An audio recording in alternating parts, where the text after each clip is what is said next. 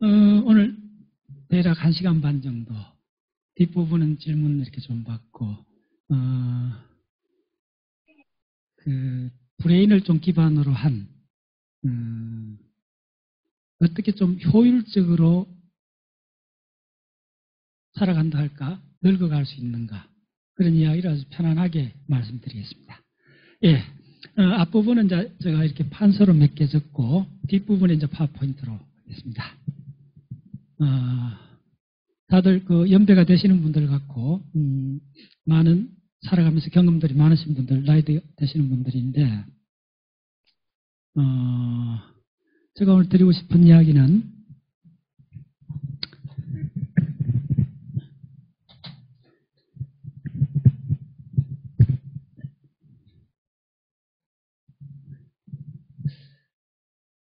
공부든 뭐 건강이든 그 뜻대로 잘 안 되잖아요.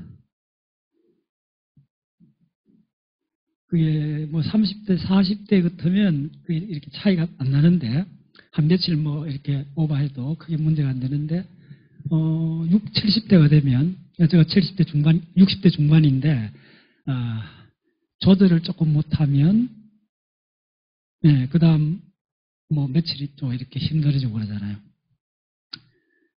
건강은 그런데, 공부는 더 종잡을 수가 없죠.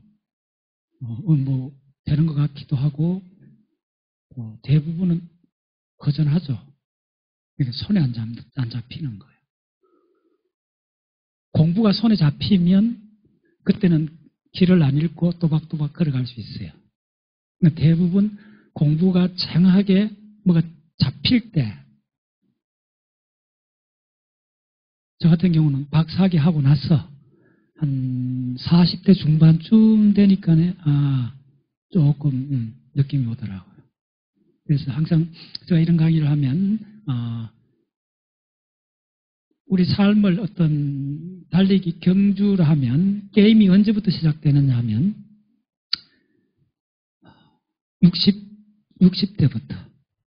안 그래도 오늘 무슨 칼럼에 보니까 어떤 일본의 건축가인가 삶에서 가장 지적이거나 신체 상태가 피크, 가장 좋을 때가 언제냐? 65살쯤이래요. 근데 만약 이걸 한 30년 이야기하면, 이거 너무 나이 들은 거 아니냐? 이렇게 이야기하죠. 근데 그건 많은 사람이 지금 동의를 할 겁니다. 65세쯤이, 지금 우리나라 같은 경우도 몸 상태하고 지적 상태가, 그거는 지적 상태라는 것은 공부의 길로 좀 접어들거나 스스로 질문을 던진 사람들에만 주로 해당이 돼요. 대부분은 주말 연속극 보거나 카카오톡 하거나 그래서 세월은 다 가고 늙어갈수록 총명해지는 것이 아니고 애매해지죠. 네. 그래서 그런 걸 전부 다 아울러서 제가 오늘 한 3가지를 제시를 해보겠습니다. 첫 번째가 뭐냐면 쭉 이런저런 경험을 해보고 나를 한 60대 이렇게 줄어들어서면 뭐가 안 되는 것들이 더 많아요. 그렇고 뭘 좀 제대로 할 날은 점점 줄어들고 그래서 제가 한 10년 전에 어떤 생각을 했냐면 우연히 어떤 생각을 하나 했는데 첫 번째 뭐냐면 정답은 있다. 네. 정답은 있다라고 생각해 보자는 거예요.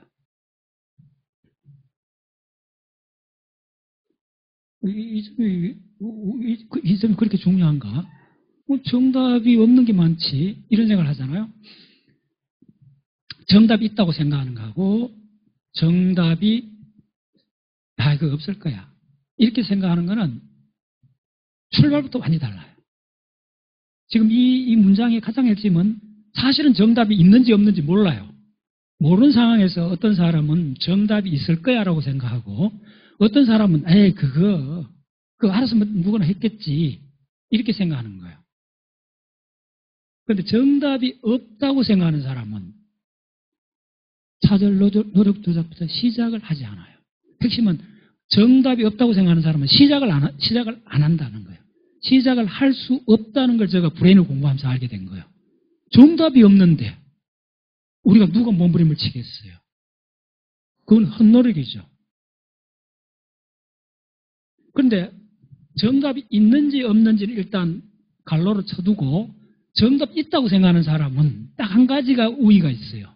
일단 행동을 한다는 거예요. 그 사람이 뭐 열심히 해갖고 정답을 못 찾을 수도 있는데 한 가지 분명한 거는 정답이 있다고 믿는 사람은 움직여요. 찾는 거예요. 이점이 그거 뻔한 이야기 아니냐라고 할 수도 있는데 아니요. 제가 이걸 거의 50대에 깨달은 것도 아니고 사실은 그 60이 다 될 무렵에 깨달은 겁니다. 예를 들어 줄게요. 제가 육군병장 출신인데 군에서 이렇게 그 비상 걸리고 이러면 그때 옛날에 워카 그 군화를 신고 대기를 하잖아요. 그래서 군에 제달 무렵에 발에 무좀이 걸렸어요. 그래서 무좀을 혼자 민간요법으로 온갖 이렇게 해갖고 아직도 기억이 나요. 그때 한 20대 후반 30대 이제 되면서까지 그 무좀이 저를 한 10년 이상 괴롭혔어요. 발에 무좀이. 네, 군대 생활 신발을 안 벗고 있었던 그 효과를 했는데 그래서 저는 그때 이렇게 생각했어요. 아니 무좀은 물어봤더니 그거 나서기 굉장히 어려운 거야. 그래서 제가 온갖 것을 다 해봤어요. 안 나. 그러다가 한 15년쯤 지나갖고 갑자기 생각, 이렇게 내가 이런저런 거 대충 하지 말고 병원에 안 가봐야 되겠다. 그래서 피부과 갔더니 요 발가락 사이에 피부를 살짝 띄내갖고 현미경을 의사 선생님이 딱 보시더니 이거 무슨 균이네? 주사 한 방 맞고 약 타가세요 하더라고요. 그리고 한 두세 번 더 오시면 됩니다 하더라고요. 딱 한 달 만에 15년 동안 나를 괴롭혔던 게 사라졌어요. 정답이 있었던 거죠. 그럼 내가 15년 동안 뭘 했어요? 엉뚱한 걸 찾았죠. 그리고 이제 그 일이 있고 또 잊어버렸어요. 그 다음에 이제 어떤 사건이 있었냐면, 바로, 벌써 한 7, 8년 전이네. 그때 이렇게 강연이 많아갖고, 일주일에 한 3번씩 하는 강의를 꽤 많이 하다 보니까 목이 가버렸어요. 네. 그래서 대전에 그 대학병원에 이 목 수술할 날짜를 잡아놓을 정도로 다음에 이제 하려고 했는데 그때 그 백두산하고 홍산문화하고 고구려 유적지를 학습 탐사를 갔어요. 우리 단체를 인솔해 갖고. 근데 마침 그때 비구니 스님 두 분이 오셨는데 한 분이 내가 수술 날짜를 잡아놔놓고 어차피 이 단체를 또 제가 같이 가야 되니까요. 안내를 해야 되니까요. 대학병원에 못 가고 그것도 여러 사람 또 인솔하면서 역사적인 거 설명을 쭉 해야 되니까 계속 하루 종일 목을 써야 되는 거예요. 목 수술 받아놓은 사람이 열흘 동안 목을 쓸 수밖에 없는 상황에 내몰린 거예요. 그것도 아주 좀 급하게 했어요. 저도 아주 위기감을 느꼈어요.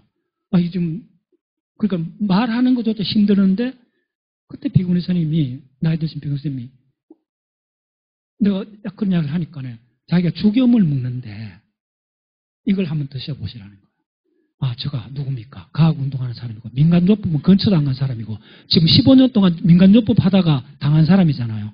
그래서 아닙니다. 그런 거 안 믿습니다. 이렇게 하다가 그건 워낙 급하니까네 죽염을 권하더라고요. 그래서 그 열흘 동안 거의 한 2시간 하면서 죽염을 먹으면서 버텨졌어요. 그리고 계속 죽임을 먹어요. 제가 조금 전에도 죽임을 묻고 올랐습니다. 자, 정답은 있는 거죠? 철저히 저는 과학을 하면서 정답이 없다고, 이런 민간요법 많은 것들은 정답이 없다고 자꾸 생각을 했던 거예요. 그럼 봤더니, 물론 좀 조심해야 돼요. 이거는 케이스별로 다른데, 내한테는 어쨌든 지금 단계에서 완벽한 답은 아닌데, 어쨌든 대학병원 안 가게 된 거예요. 안 가고 지금까지 버티고 있는 거예요. 크게 악화되는 거 없고, 좋아요. 사실은 세 번째는 뭐냐 하면, 제가, 영수 나온 지 한 4, 5년 됐는데, 나올 고문에부터 머리가 좀 빠지기 시작했어요. 지금 아직 약간 대머리 되려고 그러잖아요. 그때는 좀 심했어요. 그래서 이 개념이 제가 만들어진 거예요. 실제적인 체험입니다. 그래서 만약에 어떤 중년 남성이 대머리 되는 확률이 굉장히 높은데 그 정답을 찾아낸다면 이건 엄청난 거잖아요. 근데 이건 보통 어려운 게 아니잖아요. 상수해갖고 전 세계 대머리가 얼마나 많겠어요. 근데 그게 자발적으로 그러니까 식이요법 뭐 해갖고 머리가 난다 그러면 물론 약품들이 있습니다. 약을 저도 여러 가지를 써봤어요. 뭐 크게 도움이 안 돼요. 조금 도움이 돼요. 그래서 포기할까 한 3년 전에 막 이렇게 고민하고 있는데 어쨌든 지금까지 포기를 안 하고 가발도 안 쓰고 바로 1번 이 개념을 테스트해보고 싶은 거예요. 정답은 있을 거야. 네. 그래서 열심히 찾다가 실패하면 그만이지. 예. 아예 처음부터 포기하는 거나 이런 거. 정답은 있을 거야라는 이 개념이, 제가 이제 이렇게 그런 의학적인 그런 경험이 있었는데, 실제로 이게 효과를 본 거는 공부하는 데서 아주 결정적인 효과를 봤어요. 정답이 있을 거야 하면 논문을 찾게 돼요. 알아보게 돼요. 이 개념 핵심은 정답이 있는지 없는지 몰라요. 일단 모르는데 정답은 있을 거야라고 시작하는 사람은 답을 찾을 확률이 높다는 거예요. 제가 한 번 더 말씀드린 이게 뻔하다고 생각하는 분들은 이거는 제가 그 60쯤 돼갖고 이건 진짜 중요한 개념이구나. 어떤 문제를 봉착했을 때 정답이 있을 거라고 생각하는 사람하고 그거는 정답 없어. 그렇게 많은 사람이 노력했는데 있으면 누가 찾아냈지 라고 생각하는 사람하고 그 후에 삶의 형태가 상당히 달라진다는 걸 알게 된 거예요. 네. 자, 그러면 정답이 있을 거야 라고 몸부림을 쳤는데 정답이 없는 경우도 있고 여러 가지가 있을 수 있잖아요. 근데 이 문제는 이제 굉장히 심각해져요. 나중에. 무슨 문제냐면 우리가 어떤 문제를 건강이든 교육이든 어떤 우리가 사회적 어떤 현상이든 정답을 찾아가는 과정이요. 인류의 역사는 개인도 그렇고. 그런데 정답이 있거나 없거나 먼저 문제가 있었죠. 내가 피부병을 앓았다든지 목이 아프다든지 문제가 있었어요. 사회적 문제, 개인의 문제들이 있었어요. 그런데 여러분들 문제라는 것은 두 가지 형태의 문제가 있다는 걸 알게 된 거예요. 뭐냐면 우리가 초등학교부터 대학까지 공부할 때 시험을 치잖아요. 시험 치면 문제가 주어지고 답을 찾았어요. 그거는 답이 있는 문제예요. 흔히 사지선다형이든 어쨌든 주관성 문제든 대부분 답이 있는 문제예요. 답이 있는 문제는 답을 찾았을 때 뭐라 그러냐면 해결되었다 그래요. 내가 피부병을 해결했잖아요. 해결됐다 그래요. 이 정답은 있다. 요거 내가 말씀드리면 핵심은 찾아라는 거예요. 그러면 문제를 해결해서 몸부림치는 과정이 찾아라는데 찾았는 그 답의 두 가지가 있다는 거예요. 우리가 초등학교부터 박사과정까지 문제가 주어지고 그 문제의 답을 찾은 문제를 발견했을 때 그걸 해결되었다 그래요. 답이 있다는 거예요. 요거는 해결되었다는 거예요. 정답을 찾았다는 거예요. 정답이 있는 문제예요. 우리가 초등학교부터 박사과정까지는 정답이 있는 문제예요. 두 번째 문제가 있다는 걸 알게 된 거예요. 뭘 알게 됐냐면 해답을 찾은 건 아니요. 그런데 왜 우리가 해답을 찾을 노력을 했겠어요? 문제가 있었기 때문에 찾으려고 그랬잖아요. 건강상의 문제, 시험 문제든 인생 문제든 문제가 있고 답을 찾았는데 그래서 답을 찾아갖고 그걸 해결됐다 그래요. 그런데 답을 찾는 다른 방법이 있다는 걸 알게 된 거예요. 누구나 다 문제가 주어지고 그 문제를 해결하기 몸부림을 쳤는데 어떤 한 사람이, 인류 역사상 딱 한 사람이 한 가지 이의를 제기했어요. 당신이 풀고 있는 그 문제가 문제로서 성립하는 문제인가를 물어본 거예요. 자, 예를 들면 다들 불교를 좋아하시는 분들 뭐 했는데, 예를 들면 신이 있느냐라고 물으면 이 문제는 답이 있는 문제인가요? 없는 문제인가요? 어떤 종류의 문제인가요? 신을 찾아라. 누구나 신을 찾았어요. 네. 인류 종교의 거의 뭐 대부분의 유일신앙 종교들 있잖아요. 신을 찾아요. 문제 해결하려고 그렇게 몸부림치는 거예요. 지난 2000년 동안. 그런데 어떤 한 사람이 야, 문제가 잘못된 문제야. 잘못된 문제는 어떻게 해야 됩니까, 여러분? 찾으면 되나요? 안 되나요? 찾으면 넌센스죠. 우리가 뭡니까? 그 해마다 원래도 그런 일이 있었잖아요. 대학 수능 시험에 잘못된 문제가 나와갖고 한 문제 야단 났잖아요. 그럼 그 잘못된 문제는 만나면 어떻게 돼요? 답을 안다는 게 정답이잖아요. 굳이 정답이 있다면. 네, 이거 왜 이런 말씀을 드리냐 하면 굉장히 심각한 문제가 되는 게 우리는 문제가 주어지면 무조건 자동적으로 답을 찾으려고 노력했어요. 그런데 인류 역사에서 딱 한 사람이 그 꿀로 질문을 한 거예요. 야, 그 문제가 말이 돼? 이렇게 질문한 거예요. 그 사람 이름이 비트겐슈타인이에요. 그래서 분석 철학이라는 완전히 새로운 학문을 만들어냈어요. 네. 철학사의 한 획을 건 사건이 딱 이 질문 하나입니다. 당신이 물은 질문이 합당한 질문인가? 예를 들면 진리가 있느냐? 불교에서 말하는 자아가 있느냐? 신이 있느냐는 금방 우리가 이야기할 수 있잖아요. 신을 안 믿는 사람한테는 넌센스잖아요. 그러니까 무슨 말이냐면 어떤 문제가 주어졌는데 우리는 문제의 합리성, 문제가 make sense한가 합당한가를 묻지 않았던 거예요.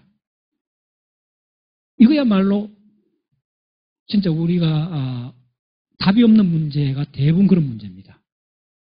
이런 문제를 어떻게 잘 처리하는가가 삶에 있어서 굉장히 어떤 핵심 포인트예요. 우리는 대학생들이 아니잖아요. 대학까지는 답 있는 문제예요. 그냥 학습해갖고 기억해야 답을 잘못해요. 근데 그 다음에 만나는 문제는 어떻게 하면 사람하고 커뮤니케이션을 잘할까? 어떻게 하면 다른 사람한테 신임을 얻을까? 뭐 더 나가서 어떻게 하면 대통령이 될까? 이게 정답 있는 문제입니까? 아니죠.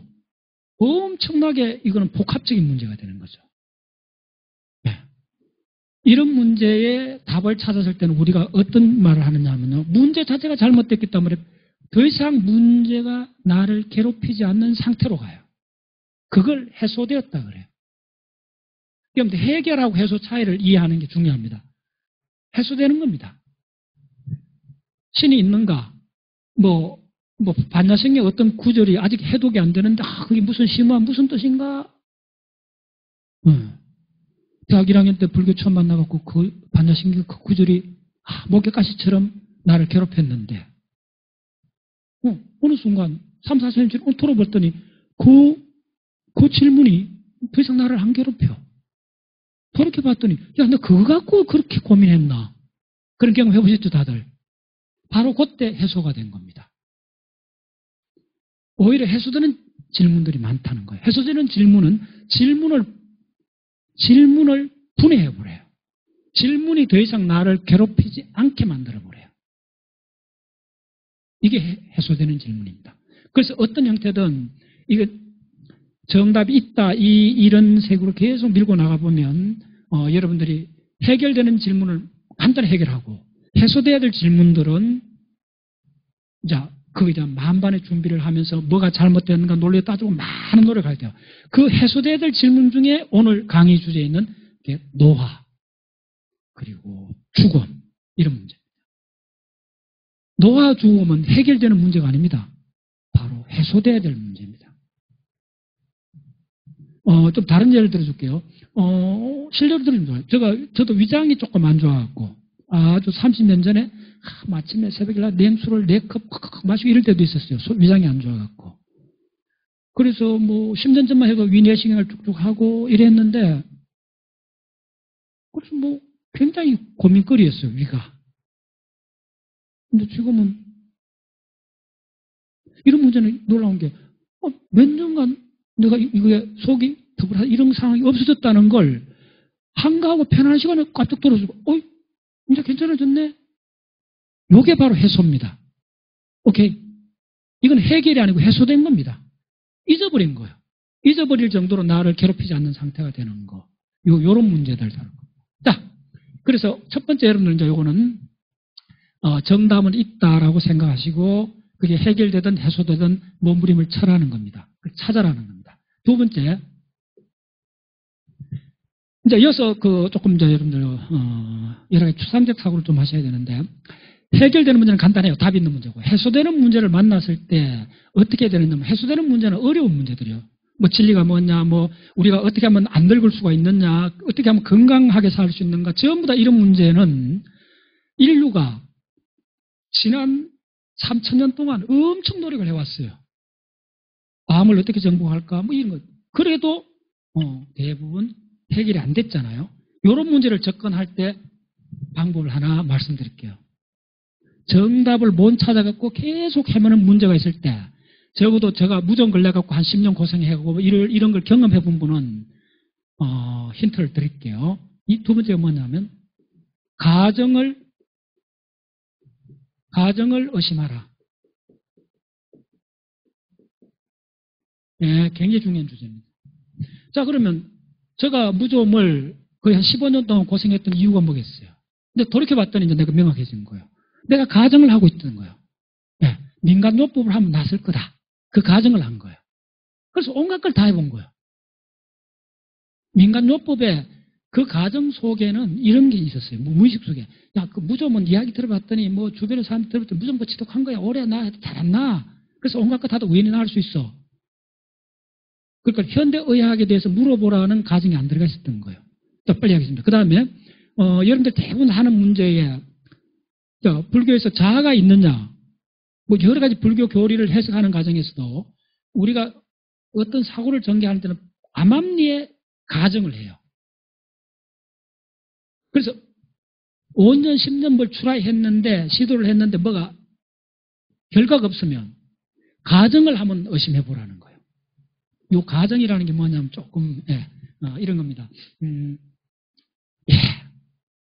늙으면 병드는 거야. 당연한 거야. 그게 가정입니다. 오늘 여러분들 선물을 드릴게요.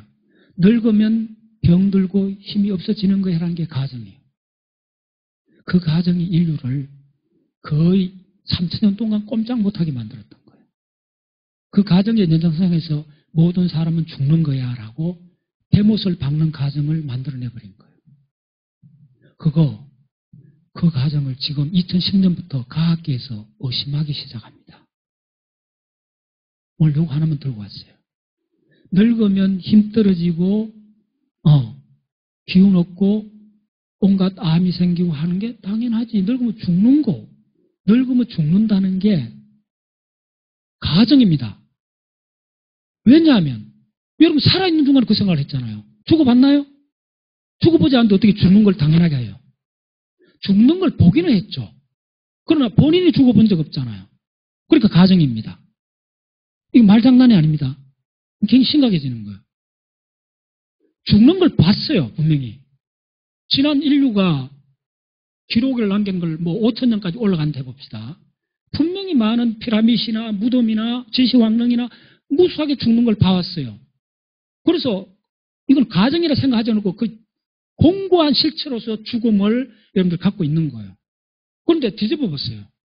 그 말은 여러분이 관찰해가 죽는 걸 무슨 아버지도 죽었고 엄마도 죽었고 다 죽는 걸 봐왔잖아요. 맞아요, 그거는. 그런데 당신이 죽었나요? 안 죽었잖아요. 안 죽은 상태에서 내가 그 가정을 한 거예요. 이 말장난 아닙니다. 이게 지금 과학계에서 거대한 터닝을 하고 있고 오늘 강의 주제가 이겁니다. 여러분들 제가 아무리 많은 뭐 이렇게 설득력 이야기를 해도 에이 그래 죽지. 그래요. 그게 가정이라는 걸 죽음이 우리를 사로잡은 가장 오래된 가정이라는 게 드러나고 있습니다. 지금. 현대과학의 힘이 필요합니다. 몇 년 전에 어떤 사건이 있었냐면 북극에 고래가 잡혔어요. 고래를 해체를 해봤더니 몸속에 작살이 나왔어요. 작살 그 창 끝에 나온 그 새를 분석해봤더니 100년 전에 만든 철로 된 거예요. 그러면 이 잡혔을 때는 적어도 100살은 됐는 거잖아요. 그래서 과학자들이 의심한 거예요. 이 고래가, 북극에 있는 고래가 지금 몇 살까지 사는가 궁금해진 거예요. 그래서 현대기법을 동원하면 그 동공에, 눈동자 안에 있는 아미노산을 분석하면 고래 나이를 정확하게 추정할 수 있대요. 해봤더니 그 고래가 한 200살쯤 됐다라는 거예요.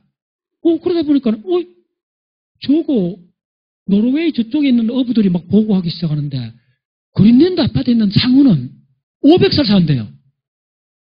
왜? 그랬더니, 캘리포니아 식물학자가, 가만히 있어보자. 식물 한번 볼까? 캘리포니아 강솔이라는 소나무가 있습니다. 그 소나무가 오래 살아요. 나무야 오래 사는 거 수백 년 살죠. 근데 이 나무는 특별히 오래 살아갖고 거의 한 2000년을 살아요. 거의 숲을 이루고 있어요. 근데 과학자들이 놀라워한 거는 뭐냐면 2000살 먹었는 그 강솔나물에 솔잎을 띠내갖고 그 솔잎에 세포 하나를 띠내고 그 어린 강솔나무 2년밖에 안 된 묘목의 강솔나무의 솔잎을 띠내갖고 세포를 비교해봤어요. 오마이 사이언스. 2000살 먹은 세포나 갓 2살 된 세포나 차이가 없더라는 겁니다. 그럼 늙었나요? 안 늙었다는 거예요. 그럼 늙었다는 개념이 어디서 왔지? 과학자들 두리번거리겠어요. 그래서 그거는 소나무 식물이고 식물 오래 사는 거야. 그다음 고래들은 좀 오래 살겠지. 우리 포유동물, 사람 이런 것들은 어쨌든 100살 못 살아. 그냥 다 죽어. 이래 생각했잖아요. 그럼 포유동물? 포유동물 찾아볼까? 과학자들이 그때부터 눈을 불을 켜고 찾아보기 시작했어요. 봤더니 물론 큰 코끼리나 큰 짐승도 조금 오래 살아요. 근데 지만한 짐승이 포유동물이 벌레도 아니고 포유동물이 여러분들 지금 인터넷가 많이 나와 있습니다. 벌거숭이 두더지 같은 거예요. 지종류인데 크기가 이만해요. 털이 거의 없어요. 땅 속에만 살아요. 두더지 비슷한 건데 지종류요. 그럼 지라는 거는 굉장히 중요합니다. 이 생물학 하는 사람들은 포유동물이고 우리가 지하고 거의 가깝습니다. 그 사촌쯤입니다. 영장류, 그 다음에 설치류 이래갖고 바로 이웃 사촌입니다. 근접해 있다는 거예요. 그 지혜한테 생물학적으로 맞는 이야기는 거의 90% 인간한테 맞을 확률이 높습니다. 그래서 지를 딱 두세 봤는데 땅 속에 있는 지 한 종류가 야들이 제대로 연구된 백기시한 지 얼마 안 됐는데 지금 추정하고 있는데 아마 100살쯤 산다는 추정이 나왔어요. 지가. 보통 지들은 한 10년도 못 살거든요. 네. 근데 이 땅 속에 있는 벌거숭이 이 지는 지금 학계에서는 80살, 100살 하다가 최근 이론들은 모르겠다는 거예요. 뭐가? 언제 죽을지 모르거든요. 이게 무슨 벌레도 아니고 식물도 아니고 우리하고 같은 포유동물인데 덩어리도 있고 한데 야가 지금 모르겠다는 거예요. 적어도 100살은 살겠다는 거예요. 자, 그러면 이제 우리가 뭘 해야 돼요? 그래? 우리가 늙고 죽는다는 이게 가정이었구나. 그렇게 그냥 믿었구나, 우리가. 믿었다는 게 진실은 아닐 수 있는 게 많습니다. 나중에 해보면요. 그런데 그래도 그렇지. 당신 사람 안 죽는 거 봤어? 자, 그럼 우리 한번 물러섭시다. 우리 인류 역사에서 기록이 남았고 사람 죽는 걸 본 게 10,000년 정도 되다 합시다. 그런데 우리가 침판지에서 갈라져 나온 게 600만 년이에요. 우리는 600분의 1 시간밖에 못 본 거예요. 자, 다른 이야기를 드릴게요. 이거는 이제 점점 최근에 이렇게 텔레비전을 간혹 이렇게 보다 보면 좀 심각해져요. 우리 집사람, 제가 좀 아직도 집사람 이야기하는데, 이렇게 뭐냐면 집사람이 이렇게 텔레비전 보다가, 식사를 하는데 아주 놀란 듯이 이런 이야기를 하는 거예요. 아니, 지금 조금 전에 텔레비전을 봤는데, 거의 50대 아주 젊은, 싱싱한, 아주 생생한, 활기 있는 아주 피부가 탱탱한 그 아줌마가 나와서 이야기를 하고 있다는 거예요. 그래서 그 딸하고 같이 얘기하는데, 나이가 봤더니 한 50대쯤 된다는 거예요. 그런데 그 후에 이제 무슨 대담 프로니까 나이를 밝히는데 그 50대 피부 평평한 아줌마 나이가 몇 살인 줄 알아요? 거의 80대래요. 이거 지금 일어나고 있습니다. 네. 텔레비전 잠깐 보면 엄마하고 딸이 나왔는데 어떤 데 보면 잘 구별 안 될 때도 있어요. 특히 보면요. 이게 심심찮게 나타납니다. 다르게 얘기할게요. 제가 몽골을 이렇게 자주 가는데 몽골 고비사마를 한 6번 갔어요. 그래서 몽골 아저씨들하고 이렇게 가까이 지내면 항상 그가 나이를 우리가 착각해요. 다 경험해 보실 거예요. 보통 보이게 우리보다 만약 그분들이 60대라 그러면 실제 나이는 얼굴이 60대로 보이면 실제 나이는 거의 한 40대 중반이나 50입니다. 동의하시죠? 네. 그런 경우 다 해보실 거예요. 다른 나라 가갖고 우리나라에서는 같은 뭐 비슷하니까 잘 구별이 안 되는데 다른 나라 가서 이렇게 사람을 딱 만나보면 특히 티베트 다큐멘터리 한번 보세요. 티베트 다큐멘터리 보면요. 완전 할머니야. 70대 중반 할머니야. 근데 나이 물어보면 50대래요. 그리고 흔히 보셨죠? 지금 이 자리에도 내가 보시면 지금 나이를 맞춰보면 신뢰되긴 맞춰보면 틀린 경우도 많을 건데 어떤 분은 거의 80대로 보이는데 실제로는 한 60대밖에 안 되는 분이 80대까지 보일 수 있습니다. 왜? 이게 최근 한 10년 사이에 굉장히 가속되고 있습니다. 지금 뭐 부고 기사를 봐도 80 중반쯤 되면 그래 뭐 이렇게 하고 70대 돌아가신 부분 좀 더 사실 걸 이렇게 이야기하죠. 시간을 돌려갖고 여러분들 만약에 그걸 한 20년을 그랬다면 70대 오지 뭐 그렇게 죽는 당연하지 대충 그렇지 이렇게 하잖아요. 그럼 앞으로 어떻게 되는 줄 알아요? 앞으로 10년 후면 90대 정도 죽어도 좀 더 사실 걸. 좀 더 사실 걸. 10년 후면 그렇습니다. 그럼 시간을 좀 돌려볼까요? 더 20년 후면 어떻게 될 줄 알아요? 지금 추정키는 20년 후면 인류 수명이 거의 한 120살까지 갈 겁니다. 자, 조금 지금 뭐 그렇게, 그래도 그렇지. 120살까지 그건 아닐 거야. 그럼 이렇게 합시다. 앞으로 20년 후에 100살까지 산다고 해봅시다. 수명이 앞으로 20년 후에 N을 해갖고 10년만 더 늘어나면 어떤 사건이 벌어지느냐 하면요. 여러분들 10년 내에 어떤 과학의 어떤 새로운 발견이 얼마나 빨리 진행될 건가 짐작할 수 있나요, 여러분들? 예. 의약품 보시면 됩니다. 저는 거의 대학 시절에 항상 신문을 보는데 신문을 세 종류를 봐요. 그래서 대한민국이나 전 세계 웬만한 일이 일어나는 거는 제가 통계적으로 다 분석을 합니다.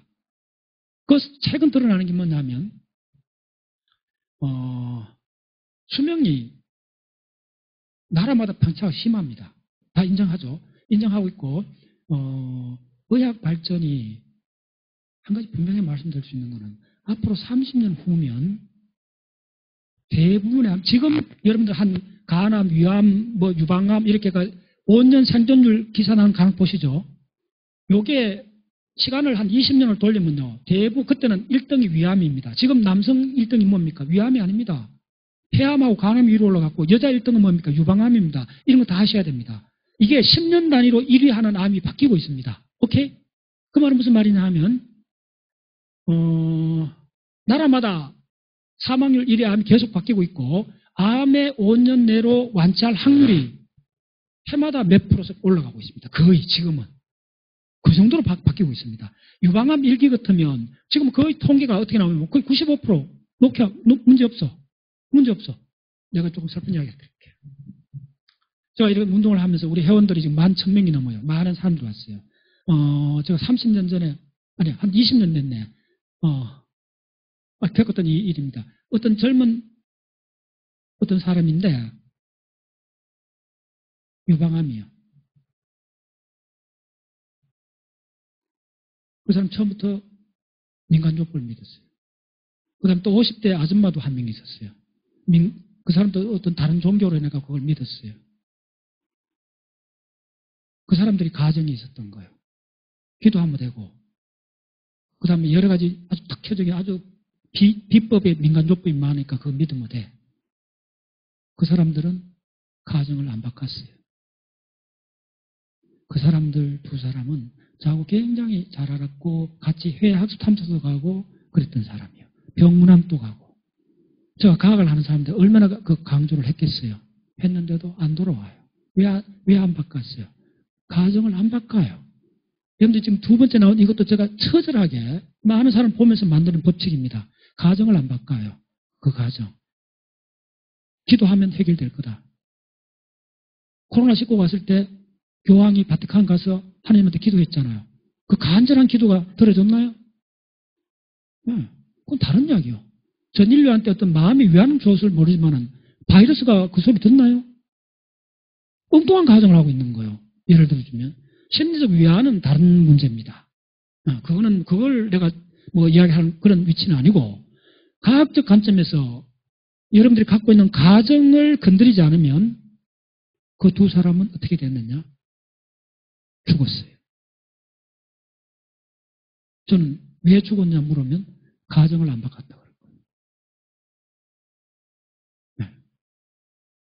여러분들이 뭘 오랫동안 했는데 진척이 없고 해결 안 될 때는 그걸 갖고 있는 가정이 뭔가를 물어보셔야 돼요. 네. 신한테 애절하게 요청하면 들어줄 거라는 가정을 한 거예요. 그건 심리적 문제나 철학적 문제는 그럴 수가 있어요. 그런데 우리가 죽고 사는 문제는 사실 더 공부를 해보면요. 생물학 공부 내가 결정하는 것도 아니요. 이 세포들이 알아서 하는 거예요. 처음부터 우리는 어떤 가정 속에서 일생을 보내고 있어요. 네. 중세시대는 흔히 사람들이 지구가 평평하다고 합니다. 저 기독교 신앙관에서는. 그런데 콜럼버스나 대항해를 나간 사람은 그 가정을 깨뜨린 거예요. 지구는 둥글다라고. 네. 그때 지구가 둥글다는 걸 본 사람 아무도 없어요. 그러나 가정을 바꾼 거예요. 가정을 바꾸면 어떻게 할 수 있나? 그 가정을 실증해보고 싶은 거예요. 이 가정이 맞느냐 틀렸냐를 실험을 하게 돼요. 이게 사이언스입니다. 사이언스는 전적으로 가정을 세웁니다. 그걸 흔히 가설이라 그래요. 가설을 세우고 그 가설이 맞느냐 틀리냐를 실험을 하게 됩니다. 실험의 정한 데피니션 정의는 뭐냐면 가정을 검증하는 과정을 실험이라 그래요. 그래서 이 가정, 여러분들 건강에 대해서 어떤 가정을 갖고 있나요? 여러분들 종교에 대해서 어떤 가정을 갖고 있나요? 우리가 하는 모든 행동은 사실은 가만히 분석해보면 그 행동을 합당하게 생각하는 가정들이 있었던 거예요. 그 가정 이야기 해드릴까요? 소크라테스 같은 위대한 철학자도 노예제도의 부당함을 몰랐어요. 그리스 때 그렇게 많은 그 그리스 민주주의가 시작했잖아요. 민주주의의 그 아테네 시민들조차도 노예는 아예 같은 동등한 권한을 가질 수 없다는 가정을 갖고 있었던 거예요. 네. 그러니까 지금 인류는 어떤 상황이냐 하면 전쟁은 반드시 일어날 거야. 당연할 거란 가정하에 사실 꽤 오래 진행이 됐습니다. 지금 일부 하버드 대학이나 이런 걸 연구하는 사람은 뭐라 하냐면 인류 역사에서 앞으로 어쩌면 전쟁이 영원히 종식되는 날이 점점 가까워지고 있다 이야기를 해요. 근데 이걸 만약에 100년 전 2차 대전 겪었던 사람들이 들으면 아이고 웃기는 소리 하지 마라. 인류가 얼마나 아주 그런 안 좋은 나쁜 근성들이 있는데 또 이해관계가 있는데 전쟁은 안 없어질 거야 생각했죠. 그런데 하버드 대학의 진화심리학자가 분석을 해놨어요. 분석을 했더니 예를 들면 여러분들 사담 후세인 추출한 전쟁이 있잖아요. 이라크하고 미국이 전쟁을 했잖아요. 그 기억나죠? 로켓 막 쏘고 그다음 막 사담 후세인 잡아가고 막 그랬잖아요. 그 전쟁에서 전쟁 그 자체에서 사람 몇 명 죽은 줄 알아요? 그 전쟁에 미군이 몇 명 죽은 줄 알아요? 전체? 그 전쟁이 군인들이 전체에서 죽은 숫자가 한 2,000명밖에 안 돼요. 교통사고로 죽는 숫자 정도밖에 안 돼요. 네. 그래서 실제로 분석을 해봤더니 전쟁은 있긴 한데 이 전쟁에서 전사자가 6.25 때는 17만 명이 죽었어요. 지금 우리가 우크라 전쟁 하잖아요. 뉴스를 들어보면 지금도 많은 사람 죽긴 하는데 이 숫자가 2차 세계대전 이거하고 비교하면 인류에서 전쟁이 점점 줄어들고 있고 전쟁 횟수는 있어요. 횟수는 아직 남아있는데 전사자, 그 다음에 또 민간인이 죽어나는 숫자는 급격하게 줄어들고 있어요. 그런 플러스를 해보면 앞으로 인류는 어쩌면 100년 내로 전쟁이 조금씩 끝날 수가 있습니다. 그럼 그다음부터는 우리는 가정을 바꿀 거예요. 인류는 전쟁하면 굉장히 이상하게 생각하고, 그럼 아주 희한한 이야기야. 이렇게 생각할 수 있어요. 그러나 우리가 시간을 100년 전으로 돌리면 당연히 전쟁을 해야 되고 이렇게 개념을 갖고 있어요. 됐죠? 그걸 연장하면 지금 중요한 이야기. 인류한테 가장 뿌리 깊은 가정이 뭐냐면 늙으면 죽는다는 가정입니다. 지금 과학계에서는 그게 잘못된 가정일 수 있다는 거대한 터닝이 일어나고 있습니다. 거대한 터닝이 일어나고 있습니다. 예. 심각한 문제입니다. 심각한 문제, 굉장히 좋은 의미죠. 첫 번째, 이제 죽으면 두 번째 치고, 늙는다는 이 현상이, 이제 늙는 거는 당연하다라고 우리는 수천 년 동안 그 속에 살았던 거예요. 여기에 드디어 이제 많은 다른 죄가 드러나기 시작한 거예요. 그 땅두더지 같은 거, 소나무, 강솔, 그 다음에 그린랜드에 있는 상어 500살 살아요. 북극에 고래 200살 살아요. 근데 조심해야 돼요. 더 이제 공부를 해보면, 우리나라의 동해 울산 앞바다의 고래는 200살 못 살 거예요. 아마 보통 한 80살, 50살 이렇게 살 거예요. 우리 서해 바다에 상어가 있다면 500살 못 살 거예요. 요 핵심 뭐냐면 국부적으로 다 다르다는 거예요. 국부적으로 환경마다 다르다는 거예요. 자, 우리가 38선 딱 두고 이런 숫자를 알아야 돼요. 북한의 평균 수명이 얼마 될까요? 북한 사람의 평균 키가 얼마 될까요? 이런 통계를 챙겨보셔야 돼요, 여러분들. 네. 완전히 다릅니다. 네. 완전히 다릅니다. 러시아 사람들이, 러시아가 세계 군사력은 2위라고 어쩌고 하는데, 저는 맨날 또 러시아 딱 하면, 크게 주눅 안 들었어요. 왜냐하면, 난 지표 하나를 알고 있으니까. 러시아 사람 평균 수명이 얼마인 줄 알아요? 60대 중반이에요. 네. 과학기술 굉장히 발달했지만은, 그 나라 사람들은 보드카를 많이 마셔갖고, 춥도 안 무네. 평균 수명이 65세예요. 우리나라 평균 수명이 얼마입니까? 82세입니다. 세계적입니다. 요게 일본하고 거의 대등하고 거의 지금 일본을 추월하다시피 해요. 세계 거의 탑 그룹입니다. 우리나라가 진정 선진국이라는 거는 경제력 이런 게 중요한 겁니다. 물론 그 중요한데 저한테는 딱 물으면 그 나라 딱 먼저 내가 조사하는 게 있어요. 평균 수명 딱 물어봐요. 그럼 금방 딱 보여요. 딱 보여요. 자, 그러면 우리나라가 앞으로 하면 평균 수명이 계속 늘 겁니다. 대단해요, 여러분들. 네. 평균 수명 착착착 늘어요. 그러면 그 다음에 곧장 오는 게 이제 가정들이 허물어질 겁니다. 늙는 건 당연하다. 누가 당연하다 그랬는데. 네. 그냥 우리가 그냥 가정한 거예요. 과학이 위대한 거는 그 가정을 깬 역사입니다. 그래서 조사해봤더니, 늙는 가정을 쭉 조사를 해봤더니, 물론 굉장히 복합적입니다. 제가 이제 거의 이 분야를 한 10년 동안 강의를 했어요. 그리고 특히 3년은 거의 논문을 하루 작업하는 시간에 반 이상의 논문을 찾는 겁니다. 노화에 관한 논문이, 요건 말씀드릴게요.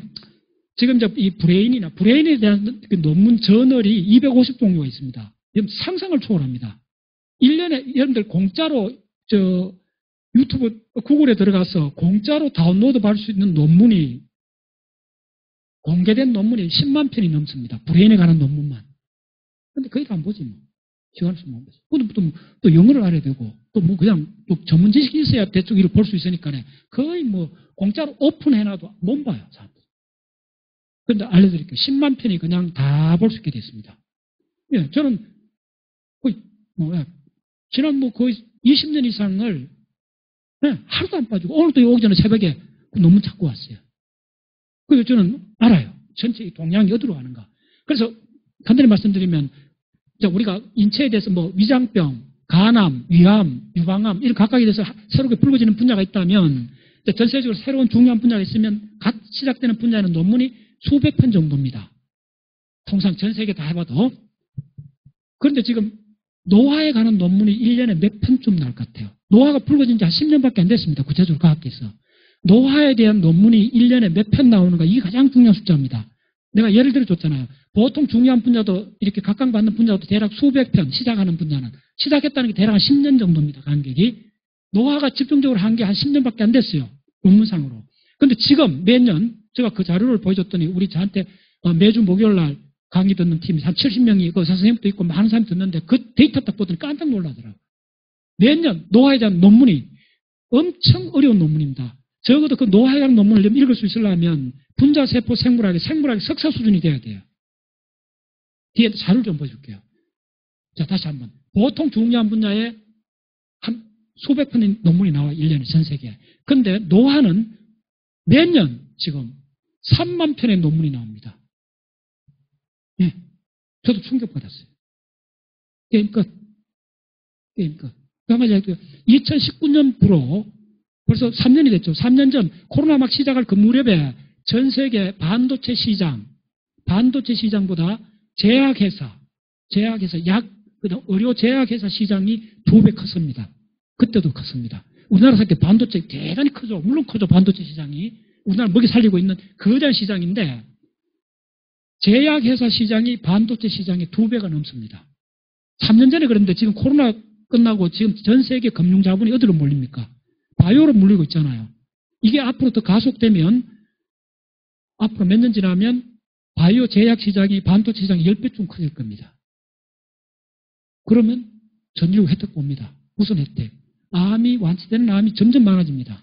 앞으로 이런 식으로 하면 앞으로 10년 내로 뭐 느긋하게 잡아도 20년 내로 상당히 많은 암이 거의 완치율이 거의 80% 90% 다 될 겁니다. 예. 지금 그렇게 하는 게 많아요. 위방암이라든지 이런 거, 위암 같은 거 그냥 물론 초기에 발견하면 뭐 거의 다 지금 다 그런 게 일반 상시가 돼 있죠. 일기이기에 발견하면 상당한 많은 암들이 어느 정도 다 관리가 되고 할 수 있습니다. 그걸 이제 가정을 계속 한번 연장해 보세요.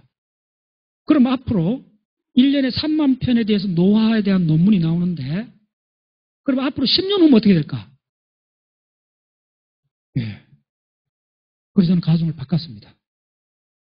저도 이 분야에 집중적으로 들어간 게 한 3년 됐는데 3년 전에 저는 뭐 물리학도 하고 아까 소개됐지만 뭐 우주론도 하고 뭐 온갖 것이 아닙니다. 한번 나이 해볼까요? 네, 이렇게 합니다. 그래서 이쪽 분야는 관심이 없었어요. 그리고 뭐 안 늙고 이렇게 굉장히 발전한다는 이야기 옆으로 좀 들었는데 뭐 그렇거니 좀 그냥 가장돼 갖고 뭐 제약회사들이 그렇게 이야기하는 거겠지 이랬는데 제가 3년 동안 논문을 찾아봤더니 나 표현해 드릴까요? 졌다. 방향은 이쪽이다. 지금 엄청 들어가 있구나. 빨리 알려줘야 되겠다. 그래서 어제도 내가 이런 주제로 2시간 강의를 했고 또 며칠 전에는 동국대 가서도 이걸 강의를 했어요. 지금 전국적으로 알려주고 있습니다. 무슨 이야기를 알려주느냐 하면 늙는다는 가정 이게 어쩌면 털릴 수 있다. 이 터닝이 2010년부터 일어나고 있습니다. 자, 우리가 어렵게 생각하지 마세요. 주변에 지금 일어나고 있습니다. 이건 지금 한가운데 와 있어요. 70대 사람이 50대로 보이는 사람들이 있어요. 피부 관리 잘하고 특히 그런 사람들 보면 주로 그런 직종들을 내가 잘 알아요. 내 분석을 잘 하니까. 해봤더니 가수들 그룹이 거의 70이 돼도 패티김 가수 나이가 얼마입니까? 이미자보다 나이가 많다 그러잖아요. 이미자 우리 선생님. 제가 좋아하는 이미자보다 나이가 많아요. 그런데 패티김 요즘 텔레비는 안 봤는데 패티김 다 알잖아요 여러분들. 네. 아마 몇 년 전에 기억하면 패티김하고 여러분들 만약에 수영을 하면 지금 뭐 30대 젊은이도 잘 안 될 거예요 아마. 패티김이 아마 거의 80대 되는 거 아닌가? 그 정도죠. 네. 자, 나훈아 어떻습니까? 원래도 공연하대. 대단하잖아요. 그걸 그 사람들 특출난 사람 이렇게 생각하지 마세요.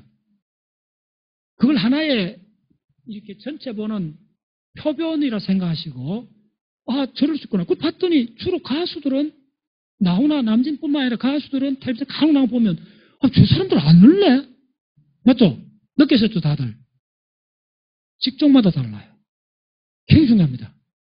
왜죠? 직종마다 가설이 조금 달라요. 가정이 달라요. 특히 올드 스타일 학문하는 사람들은 젊기 어려워요. 그 사람들은 늙으면 당연히 그런 거야. 건강 너무 챙기지 마. 보기 안 좋아. 그랬어요. 우리가 지금, 시간을 한 20년 돌리면 건강식품 챙기고 이러면, 에이, 야, 나는 그냥 살다 죽을래. 그 가정했잖아요. 완전히 바뀌고 있습니다. 그리고 이게 이제 나중 끝나고 나면 우리가 진짜 황당한 가정에 수십 년 얽매여 있었구나. 수십 년 얽매여 있는 것도 아니고 인류가 어떤 가정을 조사해 보면요. 어떤 가정은 거의 2000년 동안 얽매인 게 있습니다. 예. 가정을 의심하라. 예. 자, 세 번째. 자, 그럼 이제 됐죠. 1번, 2번이 연결되어 있습니다. 오늘 좀 정리해 드릴게요. 여러분들 이제 굉장히 중요한 건강 문제, 그 다음에 학습, 공부 문제, 많은 것들이 있어요. 요걸 두 개를 적용해 보면 여러분 실질적인 힘을 얻을 수가 있어요. 뭐냐면 해결되는 문제는 빨리 해결해 버리세요. 무릎 잡고. 그 다음에 해결이 안 되는 문제, 내가 10년 동안 뭘 했는데 안 되는 문제가 다 있을 겁니다. 있을 때는 가정을 의심해 보세요. 그 가정 안 바꿔가 두 사람 죽었다 그랬잖아요. 죽는 문제입니다. 죽을 수 있어요. 특히 의학에 건강에 하는 문제는 가정 안 바꾸면 죽습니다. 그렇게 담배가 나쁘다 하는데도 가정 안 바꾸잖아요. 나 그냥 죽을래. 이렇게 되는 거예요. 진짜 가정을 안 바꾸더라고요. 가정을 바꾸면, 네, 간단해. 내가 세 번째 제가 그 가정을 바꾼 이야기를 해드릴게요. 좀 실경험을 할게요. 제가 미국 유학 텍사스 쪽에서 하면서 텍사스 꽃가루가 유명하거든요. 알러지가 아주 심했어요. 꽃가루 알러지가. 그래서 꽃가루 알러지도 저를 몇 년 괴롭혔나 하면 거의 20대부터 작년까지 오마이 사이언스. 저는 오마이 사이언스라고 합니다. 오마이 갓 아니고 오마이 사이언스. 우리가 혹시 유튜브 보신 부분은 저 강의하다 오마이 사이언스 할 거예요. 저는 다른 걸 안 믿고 사이언스를 좋아하니까 오마이 사이언스로 가정을 바꿔버리는 거예요. 됐죠? 이제 알러지 이야기 드릴게요. 그래서 알러지를 어떻게 했나 하면, 물론 또 온갖 하다가 너무 괴로우니까, 그러니까 봄 5월달, 이때는 한 달이 없다 생각했어요. 그 정도로 새벽에 일어나고 이렇게 논문 좀 보려면 콧물이 그냥 해갖고 화장지 두루마리 한 통을 다 쓴 날도 있으니까. 그러니까 거의 살 수가 없을 정도로 힘들었어요. 알러지가. 그랬는데 진짜 믿을 수가 없는 일이 벌어진 거예요. 원래 당연히 초파일 무렵에도 알러지가 굉장히 심해요. 그러니까 항상 초파일 날 제가 초파일 절에 가서 이렇게 했던 기회가 알러지 막 겹쳐있어 갖고 한 20년 이상을 고민을 했는데, 원래 저 사람이 약국에 갔더니 그 전에 몇 년 전에 제가 알러지 전문 피를 뽑아갖고 분석을 하고 전문 알러지 전문하는 병원에 가서 철저 조사를 다 했어요. 근데 그 의사 선생님도 다 분석을 해보고 특별한 약을 처방해갖고 그걸 먹었는데도 한 달을 먹었는데도 효과가 없었어요. 그런데 바로 원래 어떤 일이 있었냐면 두 사람이 약국에 갔는데 다른 약 사다가 옆에 지나가는 사람이 알러지 약을 사는 거 보고 갑자기 생각해갖고 우리도 알러지 약 좋은 거 있나 물었더니 약사가 얼굴이 환해지면서 예, 바로 최근에 한 알러지 약이 있는데 이거 많은 사람이 듣고 효과 있다 하더라고 하면서 권했어요. 이거 약 이름은 모르겠는데 혹시 그 약 드신 분 있나요? 요 쪼매는 까만 약인데 요렇게 있어요. 하여튼 물어보세요. 이게 최근에 아주 히트를 쳤대요. 약국 가면 약사가 그냥 권한대요. 그래서 그 사람도 믿거나 말거나 하도 그 알러지 약을 많이 먹어봤으니까 제가. 그래서 믿거나 말거나 사온 거예요. 원래 알러지로 재채기 한 번도 안 했습니다. 저도 믿을 수가 없어요. 콧물 난 적이 없어요. 아니 이런 일이 있을 수가 있나. 20년 이상 알러지 때문에 봄 한 달은 없다고 사는 사람인데 원래는 알러지 갖고 재채기 한 적도 콧물 난 적도 없어요. 네. 그러면 제가 그 20년 동안 고민하면서 온갖 거 시도하고 사실은 지난 한 4, 5년은 포기했어요. 약도 안 먹고 이거는 포기했어요. 네, 정답이 없었나요? 있었던 거예요. 있었던 거예요. 가정을 바꿔야 돼요. 10번을 시도해도 안 됐을 때 틀렸다고 생각하지 마시고 다른 가정 해봐요. 내가 운 좋으면 정답을 찾을 수 있을 거야. 원래 다시 확신했어요. 이제 알려주고 싶어요. 물론 저도 조심해야 돼요. 모든 사람이 그래. 알레르기라는 게 타입이 있기 때문에 내가 시도를 계속 했는데 그 매칭이 안 됐던 거예요. 근데 원래 그 약은 100% 내한테 매칭이 돼 있어요. 자, 요게 지금 심각해집니다. 여기 더 지금 요런 지식이 중요한 게 뭐냐면 지금 여러분 몇 가지 말기암, 곧 진짜 며칠 후면 죽어가는 사람도 낫수는 경우가 있습니다. 들어보셨죠? 지미 카트가 그랬습니다. 혈액암 관련 흑색종이라는 혈액암 이런 것들은요, 특별한 치료법이 있는데 말기암 환자, 이건 도저히 지금 현대의학에서 손을 든 그런 암 환자도 특별한 게 또 잘못 들으면 안 돼요. 굉장히 조심해야 돼요. 모든 암이 그런 거 아니에요. 그걸 딱 맞추면 의사 선생님도 도저히 믿을 수 없이 말기 극단적 상황에서도 벌떡 일어나요. 그게 그 딱 약이 맞을 때. 여기 지금 밝혀지고 있습니다. 그래서 더더욱 제가 여러분들한테 정답은 있다. 이걸 생활 신조로 삼으면 진짜 많은 문제가 해결이 돼요. 그러다 해결이 안 되면, 가장 해결이 안 된 게, 지금 해결 안 된 게 인류한테 아직도 몇 가지가 있어요. 죽음. 그 다음에 늙는다는 문제. 늙는다는 문제는 지금 가시권에 들어왔습니다. 여기서 이제 중요한 거는 이걸 늙는다는 문제는 당연히 이제 상주로 생각해도 이거 1년 만에 해결되는 거 아니죠. 본인이 이걸 깨달았다 해도. 여기서부터 이제 중요하지는 뭐냐면 빨리 이걸 깨닫고 터닝을 하는 사람, 터닝을 못한 사람, 인류는 그렇게 갈라질 겁니다.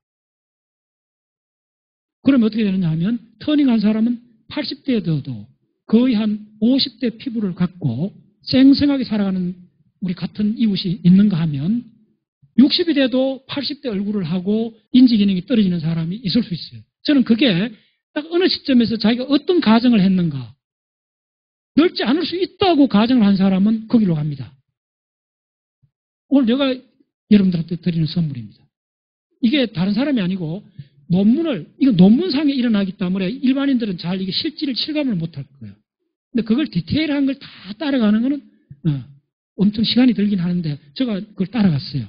따라가고 봤더니 과학 분야에서 가장 혁명적으로 일어나는 것은 노화에 관한 연구입니다. 근데 아쉽게도 너무 어려워요. 생물학 전공자도 흑될 정도로 후생 유전학이라는 걸 알아야 돼요. 그래서 지금 제가 불교 스님들 한 40분 하고 매주 그 금요일날 저녁에 줌으로 강의하는 게 벌써 6개월이 넘었어요. 네. 거의 한 주도 안 빠지고, 한 주 빠졌나? 네, 매주 하는데, 그거에 이런 이야기를 계속 전파를 하고 있어요. 실제로 자료를 갖고 보여주는데, 네. 자, 다시 한번 강조 드릴게요. 지금 인류는 지금까지 가장 큰 가정 하나를 의심하기 시작하고 있습니다. 늙는다는 가정. 그래서 이 가정을 터닝하는 그 기점이 뭐냐면 늙는다는 걸 빠져나오기 위해서는 왜 늙는지가 밝혀지고 있어요. 그래서 그걸 노화의 홀마크라 해갖고 노화의 홀마크가 10개가 지금 밝혀졌습니다. 제가 한번 대략 몇 개만 나열해볼게요. 혹시 아는 거 있으면 여러분들 한번 챙겨보세요. Genomic instability, telomere attrition, epigenetic alteration, 그 다음에 loss of proteohomeostasis, 그 다음에 mitochondrial dysfunction, cellular senescence, 그 다음에 altered intercellular communication. 혹시 들어보신 거 있어요? 네, 좋아요. 한 번 들었습니다. 이제 달라지기 시작합니다. 이게 2010년부터 의료계부터 이쪽에 노화를 연구하는 사람들이 전 표준으로 바뀌고 있습니다.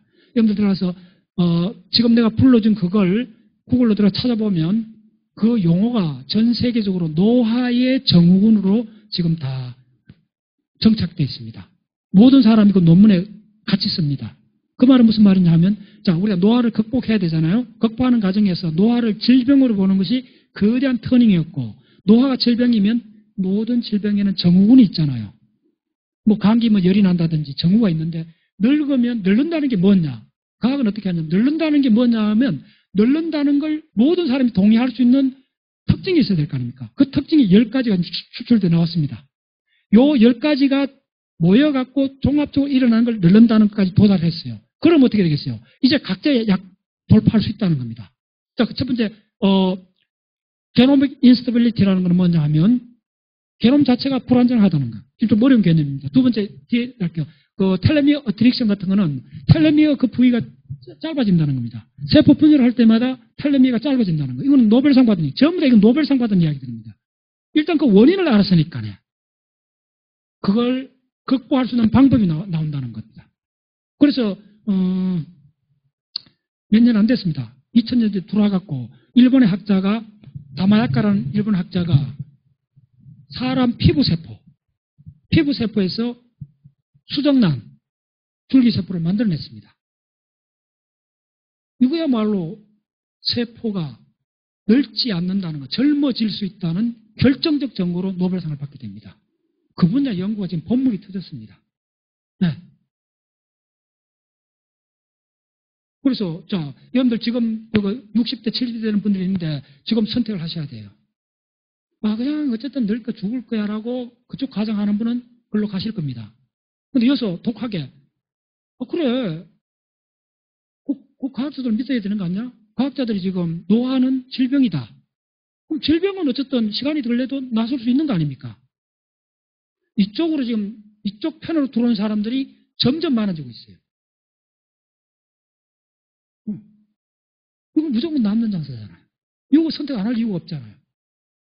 이쪽 선택하면 늙어갖고 들고 자기 관심 없는 강의하면 졸고 그 다음에 뭐 강의를 들어도 무슨 말인지 모르고 그 다음에 뭐 젊으면 또 읽어버리고 이렇게 가는 길이고 이걸 선택한다니까 사람들이. 이쪽 길이 있어요. 가정을 바꾸면 돼요. 예, 늙는 거 당연한 거 아닙니다. 이게 인류를 지난 거의 10,000년을 인류를 감옥에 가다버린 겁니다. 하버드 대학에서 이거 어디서 발견됐냐면요. 효모군, 잖아요. 그 감주 만들 때, 식혜 만들 때 들어가고 누룩할 때 하는 그 효모군이 그 진핵세포인데 우리 몸을 구성하는 세포하고 같습니다. 진핵세포인데 이걸 갖고 거의 30년 이상 연구한 그 팀들이 밝혀냈는데 서투인이라는 단백질이 7종류가 나왔어요. 그 서투인이 그 단백질이 많아지면 생체활동이 좋아져요. 그 다음에 NAD 플러스라는 효소가 있는데 이 효소가 나이가 들면 급격하게 줄어들어요. 자, 나이가 들면 줄어드는 거야. 그 멜라토닌이 확 줄어들어요. 얼마나 줄어들었냐 하면요. 멜라토닌은 그러니까 10살 미만 애들은 많이 나와요. 그리고 그 애들은 뭐 그냥 철수야 일어나 할 때까지도 안 일어나잖아요. 훅 자잖아요, 애들. 그냥 넘어지고 해도 자잖아요. 그런데 지금 60대 넘어간 사람들은 침대에 딱 누우면 곧장 잠이 오나요? 안 오죠. 왜 그런지 알아요? 60대, 50대가 되면 멜라토닌이 거의 한 5분의 1 이상 줄어들어 버립니다. 80대가 되면 10대에 10분의 1 정도밖에 안 나옵니다. 그래서 침대에 누워도 뒤치락거리다가 30분, 1시간 후에 잠이 드는 겁니다. 양이 줄어드는 거예요. 또 한 가지 이야기 드릴게요. 그래서 이런 거 보면 그럼 자, 멜라토닌을 만드는 걸 계속 해주면 80대 가서도 잘 잘 수가 있다는 겁니다. 물론 굉장히 어렵죠. 굉장히 어려워요. 굉장히 어렵긴 하는데 1년에 3만 편의 논문이 나올 정도로 대규모로 연구를 하고 있다. 두 번째 말씀입니까? 제가 최근에 읽은 책에 나온 내용입니다. 어떤 내용이냐 하면 노화를 연구하는 사람. 노화에 관한 책이 지금 가장 많이 나오고 있습니다. 꼭 한번 사보세요. 노화의 종말이란 하버드 교수가 썼는 그 책은 제가 많은 사람도 알려줍니다. 세계적으로 유명한 책입니다. 네. 자, 그래서 그 노화를 연구하는 책 하나에서 나온 이야기입니다. 그 책에서 어떤 이야기 나오냐면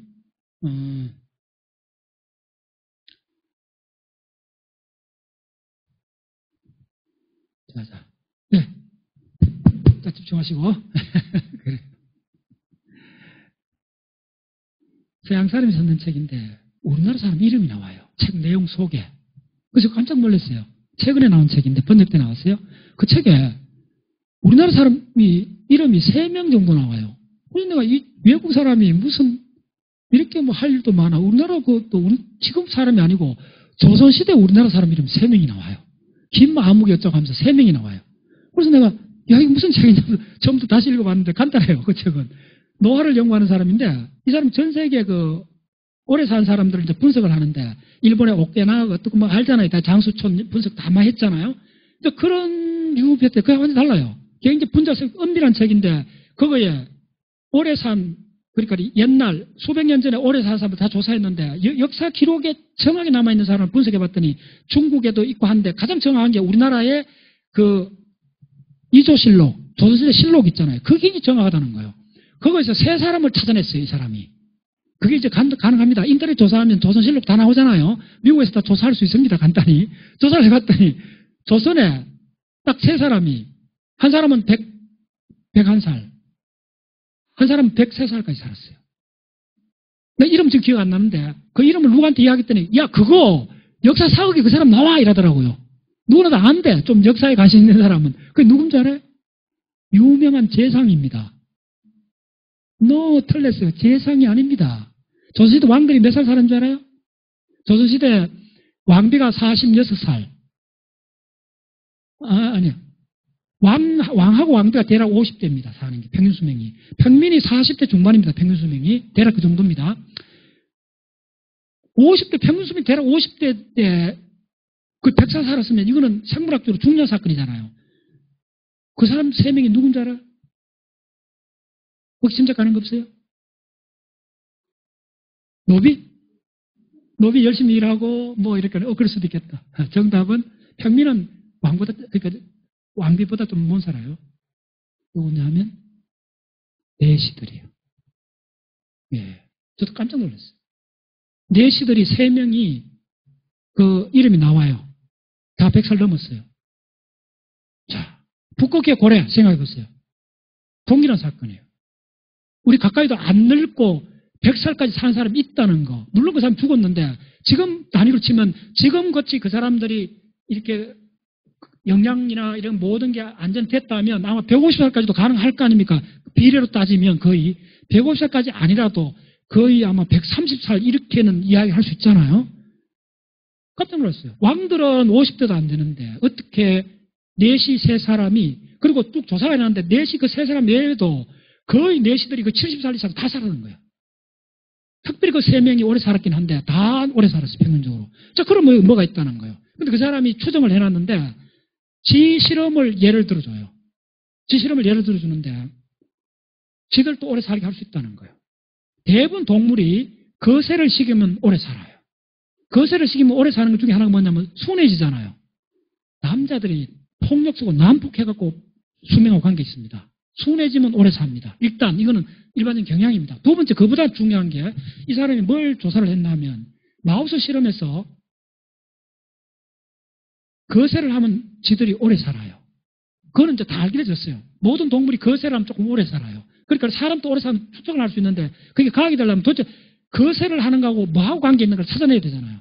근데 사람한테는 실험을 못 했는데 동물한테 해봤더니 뭐 하나가 안 줄어드는 게 있어요. 자, 멜라토닌은 거의 90% 줄어든다 그랬죠. 뭐가 안 줄어드느냐 하면 흉선이라는 게 있습니다. 타이머스라는 게 가슴샘이라고 요 있습니다. 요게 어릴 때 굉장히 큽니다. 근데 이게 어른이 되면 50대가 되면 10%로 나이가 들면 거의 사라져요. 이게 사라지고 지방덩어리로 바뀌어요. 흉선이. 근데 그게 타이머스라 해갖고 여러분들 여기 T세포라고 들어보신 분 있어요? 이거 T세포. T세포가 왜 T세포라냐면 흉선에서 훈련을 받습니다. 그게 육군 사관학교입니다. 그래서 이어서 들어가면 정리에 막강한 군인이 돼요. 그런데 흉선이 면역을 담당하는 흉선이 보통 사람은 80이 되면 80 갈 거예요. 50만 돼도 흔적 없이 사라져버려요. 거의 다 사라져요. 네. 그런데 동물 실험에서 거세를 하면 흉선이 늙어 죽을 때까지 남아있다는 거예요. 그래서 그 책이 뭐라 했냐면 아마 내시들을 조사하면 거의 임종순간까지도 흉선이 작동을 하고 있었을 거라고. 네? 이거 얼마나 중요한 이야기예요. 그러면 만약에 아직 의학이 발달해갖고 사라지는 흉선을 인위적으로 오래 유지할 수 있다면 120살까지도 가능한 거예요. 충분히 지금도. 예. 지금 여러분들이 70대쯤 되는 사람, 60대는 확실합니다. 60대, 70, 80대는 조금 그럴 수가 있는데 저는 항상 그 강의할 때 우리 회원들한테 희망을 줘요. 지금 60대인 사람은 확실해요. 60대인 사람은 지금 당장 가정을 바꿔갖고 늙는 거가 터무니없는 거야 라고 바꾸고 한번 생각해 보라는 거야. 가정을 바꾸라는 거야. 아마 앞으로 50년 지나면 인류가 지난 3,000년 동안 늙어 죽는 걸 당연시 했던 걸 노예제도가 사라진 걸 지금 또 우리가 비난하잖아요. 이런 이야기 하잖아요. 아니, 비난이고. 그리스 시대 때 노예제도를 당연시 했잖아요. 네. 조선시대에 남녀 평등이 아니었잖아요. 여자를 억압하는 게 당연시 했잖아요. 지금 그래도 맞아 죽지. 이제 이해하잖아요. 이 짧은 시간에 얼마나 바뀌었어요. 그대로 이야기할게요. 우리나라도 그 5.16 혁명 고 끝날 때 우리나라의 그 상류층들이나 아니 그러니까 좀 재산 있고 이런 사람들이 다 와이프를 그러니까 그런 일들이 많잖아요. 무슨 이야기 하면. 지금은 일체 용납이 안 되고 사회가 바뀌어버렸잖아요. 그때 생각하면 무지몽매하다 그렇게 이야기하잖아요. 요걸 늙음에 적응을 해보라는 거예요. 앞으로 50년 후면 늙는다는 걸 당연하게 생각하는 사람들을 50년 후면 이렇게 생각할 거예요. 노예제도를 옹호한 사람들처럼 아니 어떻게 늙는다는 걸 당연하게 생각해? 이렇게 이야기할 거예요. 인류 전체가 바뀌어버리면 그렇게 돼요. 그게 내가 이야기하는 가정을 의심하라는 거예요. 인류 역사상 가정이 그렇게 공고하게 믿었던 가정이 송두리째 사라진 게 그게 사라진 게 무지하게 많을 뿐만 아니라 인류가 발전하는 것은 그 가정들을 없애면서 발전했습니다. 제가 이제 왜 그런 이야기를 하냐면 저는 물리학이나 이쪽을 이제 메인으로 하는 사람이기 때문에 물리학을 해보면 너무 명확해요. 양자혁명이 일어난 것도 에너지가 불연속, 그전에는 모든 사람이 연속적이라고 생각했어요. 그런데 막스 프랑크라는 사람이 아니야. 에너지는 불연속이라고 가정한 거예요. 가정을 바꾼 거예요. 네, 간단합니다. 액자에 만들었고 가정을 의심하자. 가정을 바꾸자. 이런 삶을 송두리째 바꿔버립니다. 그래서 자기개발 이야기 좀 할까요? 좀 강의 의뢰를 받으면 항상 박사님 제발 좀 쉬운 이야기 그런 이야기 해달라 그래요. 왜 그러냐? 그리고 또 가정을 바꿔버려야 돼요. 여러분. 어려운 걸 즐겨야 돼요. 전부 다 가정입니다. 가정. 한 가지 말씀드릴게요. 가정을 안 바꾸면 여러분들이 체중을 빼는 사람들이 계속 요요 현상이 일어나는 걸 분석을 해봤어요. 그다음 많은 사람들이 뭘 했는데 왜 궁극적으로 안 바뀌는가 심리학자들이 많은 분석을 했는데 최근에 지금 모아지고 있는 게 뭐냐면요. 자기 정체성입니다. 마지막에 이걸 못 바꿨기 때문에. 자, 이런 거예요. 만약에 나는 생물학자라고만 생각하는 사람은 그 가정하에서 고구마 공부를 하게 돼요. 다른 건 뭔가요? 이제 그래서 가정을 바꾼다 이런 거요. 그 가정 중에 가장 공고한 자기 정체성, 나는 어떤 사람이야 라고 규정을 해버렸어요. 그게 셀프잖아요. 나는 원래 이렇게 개팍한 사람이야 라고 가정을 해요. 그러면 그걸 바꿀 수 있나요? 못 바꿔요. 그래서 많은 사람들이 뭔가 좀 이룬 사람하고 안 이룬 사람을 전체 통계를 딱 내갖고 분석을 해봤더니 확 드러나는 게 뭐냐 하면 체중을 빼고 싶은 거예요. 그래서 빼도 1단계는 성공해요. 한 2, 3년 후에 날씬해졌어요. 그런데 그 사람 다시 돌아가더라는 거예요. 그래서 다시 원상태로 돌아가는 사람을 계속 분석해봤더니 체중은 바꿨는데 뭘 못 바꿨나 하면 자기 가정을 못 바꿨다는 거예요. 네. 그게 오늘 강의는 꼭 내가 이 가정 하나로 진짜 올인하고 싶어요. 그게 너무나 억제했던 거예요. 지금 제가 마지막으로 저는 항상 이런 거예요. 오늘 이제 객객사무소 무슨 생각을 많이 했냐면 이랬어요. 자, 그러면 가정을 바꾸는데 가장 진짜 큰 게임의 가정을 한번 바꿔보자는 거예요. 우리 인생 전체를 무슨 의미를 찾고 열심히 노력하고 뭘 성공해야 되고 이런 가정을 하에 살아왔어요. 그러지 말고 아주 쿨하게 우리 인생 전체를 그렇게 가정하지 말고 하나의 게임으로 생각하자. 그 생각이 훅 들었어요. 왜냐하면 우리 인생에 대해서 많은 의미를 주잖아요. 재산이나 가족관계나 이런 게 해갖고 내가 한 사회적으로 어떤 역할을 해야 되고 온갖 가정을 하고 있는데 그렇게 하지 말고 그거 오히려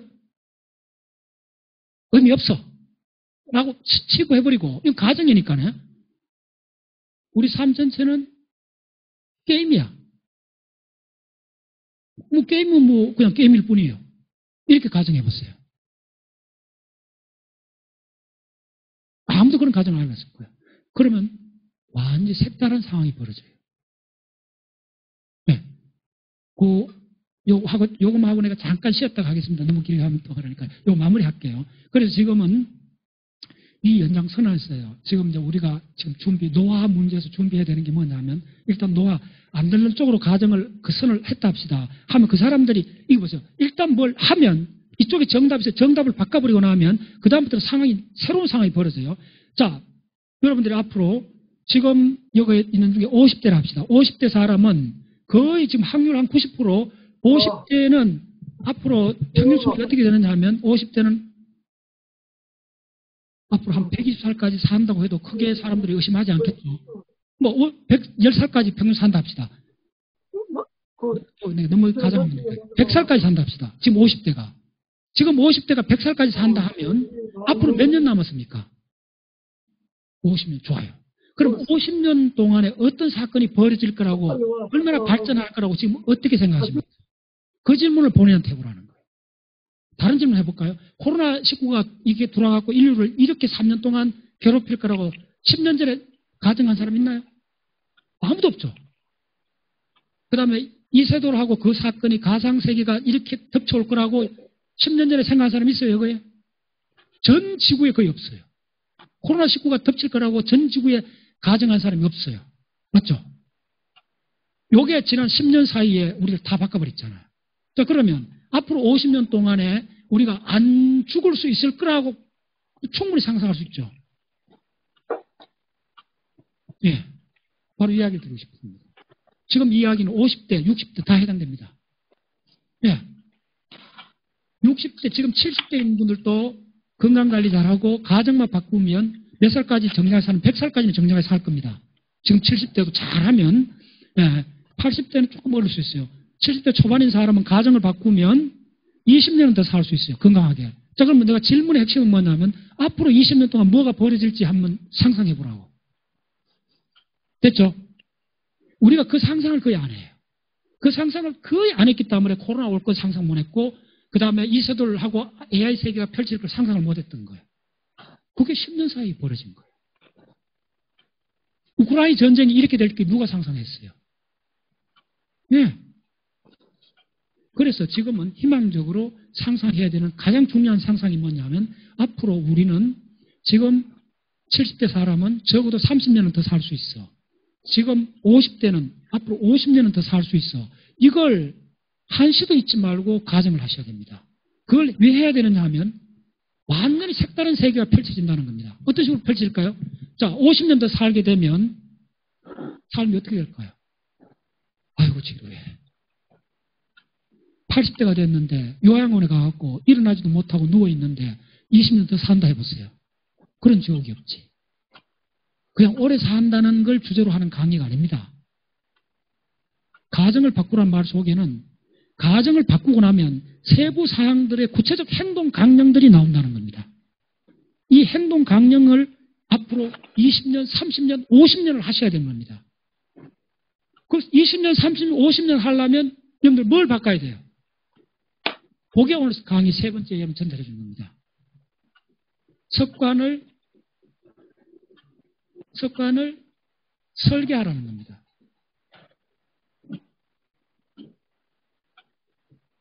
혹시 들어보셨나요? 이런 습관을 뭐 잘 길들이는데 습관의 핵심은 설계하는 겁니다. 요 가정하에 요게 맞다고 가정하고 내가 앞으로 30년 더 살 가정을 하면 공짜로 30년 더 살아지나요? 단장 식생활 바꿔야죠. 운동하셔야죠. 그 다음에 의학도 공부하셔야죠. 그럼 새로운 습관을 들여야 돼요. 그럼 지금 갖고 있는 습관 갖고 될까요? 구워라 마셔라 하고 조금 어려운 거 강의하면 졸고 이 습관 갖고 될까요? 턱도 없어요. 이거 해보면 이건 공평한 게임이라는 걸 알게 돼요. 먼저 깨닫고 먼저 행동하고 에너지를 그쪽에 할당한 사람이 그쪽에 가서 살게 되는 거예요. 그럼 구체적으로 습관을 어떻게 설계해야 되는가? 그거는 각자가 다 솔루션을 찾아야 돼요. 몇 년이 걸립니다. 그래서 저 예를 들어 준 거예요. 제가, 무좀부터, 그 다음에 알러지. 지금 저는 마지막으로 하나를 지금 건드리고 있습니다. 내 성격을 바꾸는 설계에 들어가고 있습니다. 이게 진짜 어려워요. 이거 이제 한두 개, 구체적으로 뭐 피부병 같은 거 금방 되잖아. 이런 걸 작은 성공을 해보면, 아하, 이것들이 이거 우리 삶이라는 게 그런 걸로 돼 있구나 딱 아는 순간 빠져나오기 시작해요. 빠져나온다는 말이 뭐냐면, 나를 그동안 붙잡고 나왔던 이 가정들이 뭔가 보이기 시작해요. 가정들. 내가 가정 하나 보여줄까요? 이거 사실은 여러분들 EBS 세계 테마기행 보신 분들 있죠? 제가 나오는 거. 초기에 거 보면요. 여기 점이 하나 큰 거 있습니다. 이만한 점이 있었어요. 이걸 제가 거의 20년 달고 살았어요. 지금 점이 없잖아요. 이만 큰 거. 지금 약간 터가 있는데. EBS 세계 테마기행 5년 방송에 나갔는데, 그러니까 한 3년 전입니다. 4년 전인가. 내가 나온 프로를 무시고 내가 봤더니 점을 이만한 거 달고 있는 거예요. 아니, 그전에도 내가 봤는데, 그때는 못 놀랐는데, 이제 가정을 바꾼다는 게 그때 머릿속에 딱 장악되고 나니까, 그날 내가 보다가, 아니, 내가 점을 이만한 걸 달고 저렇게 보기 안 좋은 점을 달고 그냥 어떻게 저렇게 있었어? 봤더니, 내가 다른 가정을 하고 있었던 거예요. 아, 이거, 나이 들어갖고 이렇게 보톡스 맞고 이렇게 하는 거, 그거, 꼴사 나와. 그래, 안 해도 돼. 그냥 살다가 죽을래. 이 가정을 하고 있었던 거예요. 그럼 그 가정이 얼마나 가치 있는 거 물어봤더니, 에잉? 하나도 가치가 없는 거예요. 그래서 그 다음에 벌떡 일어나고 집사람 보고 가자고. 피부가 가자고. 그 다음에 그냥 뽑아버렸어요. 뽑고 나서 보니까 진짜 속이 시원한 거예요. 그 다음에 보면서 뭐라 그러냐면, 그 전에 내가 점 있는 걸 보면서 내가 너무 무서운 거예요. 야, 점 이만한 거 달고 그렇게 좋았나? 너는 좋았을지 모르지만 그 많은 보는 사람들은 그 신경 쓰였을 거 아니야. 요게 눈에 드러나서 그렇지만은 우리 심리 속에서 그런 가정들이 무수하게 많아요. 대못을 한두 개 뽑아보면, 아하, 우리의 모든 행동이 그런 가정 속에서 새로운 습관을 설정을 못하고 있구나. 내가 그 절차에 느꼈던 게 뭔지 알아요? 뒤에 보여드릴 텐데, 박문호 자연과학 세상에서 하는 게 수첩서기, 노트서기를 합니다. 우리 사이트 들어보시면 알지만, 수첩을 1년에 천권석 만들어가고 다 이렇게 판매도 하고 보급을 해요. 근데 그걸 하면서 5년 동안 놀랬던 게 뭐냐 하면, 5년, 한 10년 다 돼갑니다. 놀랬던 게 뭐냐 하면, 와, 그렇게 강조를 해도, 부탁을 해도 수첩을 안 바꾸더라는 거예요. 필기구 수첩 바꾸는 게 목숨 바꾸는 만큼 어렵다는 걸 알게 된 거예요. 그 간단한 걸. 내가 여러 가지 실험을 해보여줬어요. 몇 달 동안 디자인해갖고 이렇게 딱 인체에 맞는 수첩을 만들어줬는데도 굳이 자기가 흐름하게 썼던 거, 두꺼운 그 수첩, 노상 실패할 수 있는 학문적으로, 과학적으로 봤을 때 실패할 수첩을 그걸 20, 30년 고수하더라는 거예요. 잘못된 가정이에요. 저는 그런 걸 스스로 그 가정을 해마다 깨어나가고 있습니다. 지금은 이제 그게 많이 되다 보니까 이제 좀 이게 실력이 붙으니까 가장 큰 가정. 뭐죠? 나는 이런 꼴로 태어났어 하는 이 가정을 이제 도전하기 시작해요. 그 대표적인 게 뭐냐면, 너는 그냥 소음 싫어하고, 제가 이제 남자애도 좀 있고, 이제 불교를 좋아하다 보니까 이렇게 불교 심취하다 보면 소음이나 이런 거 되게 싫어하게 돼요. 그게 대학 시절부터 너무 싫어져 갖고, 지금도 그게 남아있어요. 막 조금만 옆에서 소음 들리면 막 도망을 가버려요. 아니면 소리를 지르든지. 이 소음이 굉장히 민감해요. 그러다 보니까 어떤 측면에서 성격이 그런 부분은 개팍해져요. 그래서 이제 요걸 어떻게 내가 왜 개팍해졌는가 봤더니 그게 오랫동안 내가 그걸 당연시 했다는 가정을 갖고 있더라고요. 도인이 되려면 성질이 개팍해야 돼. 그러니까 임자하거나 이런 스님보다 이렇게 깨달은 스님들을 보면 간혹 헛기침이나 하든지 그냥 이렇게 신도들이 가까이 못 오게 이렇게 근엄하잖아요. 그런 이미지가 이렇게 박혀 있는 거예요. 예를 들면 안 좋은 그런 것들이 있을 수 있다는 겁니다. 그러니까는 점을 안 뺐던 거. 그 다음에 성격은 공부를 하는 사람은 잡다한테 연결 안 되고 좀 개팍하는 게 공부에 도움이 돼. 라는 이런 가정들, 암암리 가정을 하고 있는 거예요. 그거는 진짜 어려운 상황입니다. 그 가정이 형성되는 시기만큼 혹은 그의 2배의 시간을 쏟아부어야 돼요. 그런데 궁극적으로 여러분들의 성격도 바뀌어질 수 있습니다. 그런데 90% 이상 실패합니다. 왜 실패하느냐 하면 이게 얼마나 첫 번째 문제의 난이도 설정에 실패를 해서 그렇습니다. 특히 성격 바꾸는 거는 대부분 사람들은 거의 불가능에 가깝다고 느끼는 사람도 있고 그냥 심리학자들이 마지못해가 뭐 어느 정도 하면 돼라고 한 정도 하는데 제가 봤을 때는 이거는 문제 난이도를 설정을 잘못해서 그렇습니다. 가장 어려운 게 성격을 바꾸는 이 문제입니다. 그럼 왜 그러냐 하면 그 성격은 상당한 부분이 유전자에 결정이 되어 있거든요. 그래서 유전학을 공부하고 다른 학문을 다 결합하고 그 다음에 자기의 행동을 객관적으로 모니터링 해보기 시작해야 돼요. 그게 엄청 어려워요. 그걸 내가 작년도 윤화방송, 정 목사님 방송에서 그걸 내가 쭉 강의를 했는데 혹시 보시지 않으세요? 메타사고를 할 수 있어야 돼요. 메타사고를 하는데 오늘도 내가 항상 관찰해봐요. 메타사고는 간단히 얘기 드릴게요. 메타사고를 안 하게 되면 항상 적극적 반응을 하게 돼요. 중요하지 않는 일에 그냥 흑업된다는 거예요. 메타사고를 하게 되면 어떻게 되느냐 하면 지연된 반응을 해요. 그래서 제가 스스로 만든 용어가 뭐냐 하면 반응성이라는 용어를 만들었어요. 그래서 저는 그걸 그냥 반사신경처럼 머릿속으로 암송을 해요.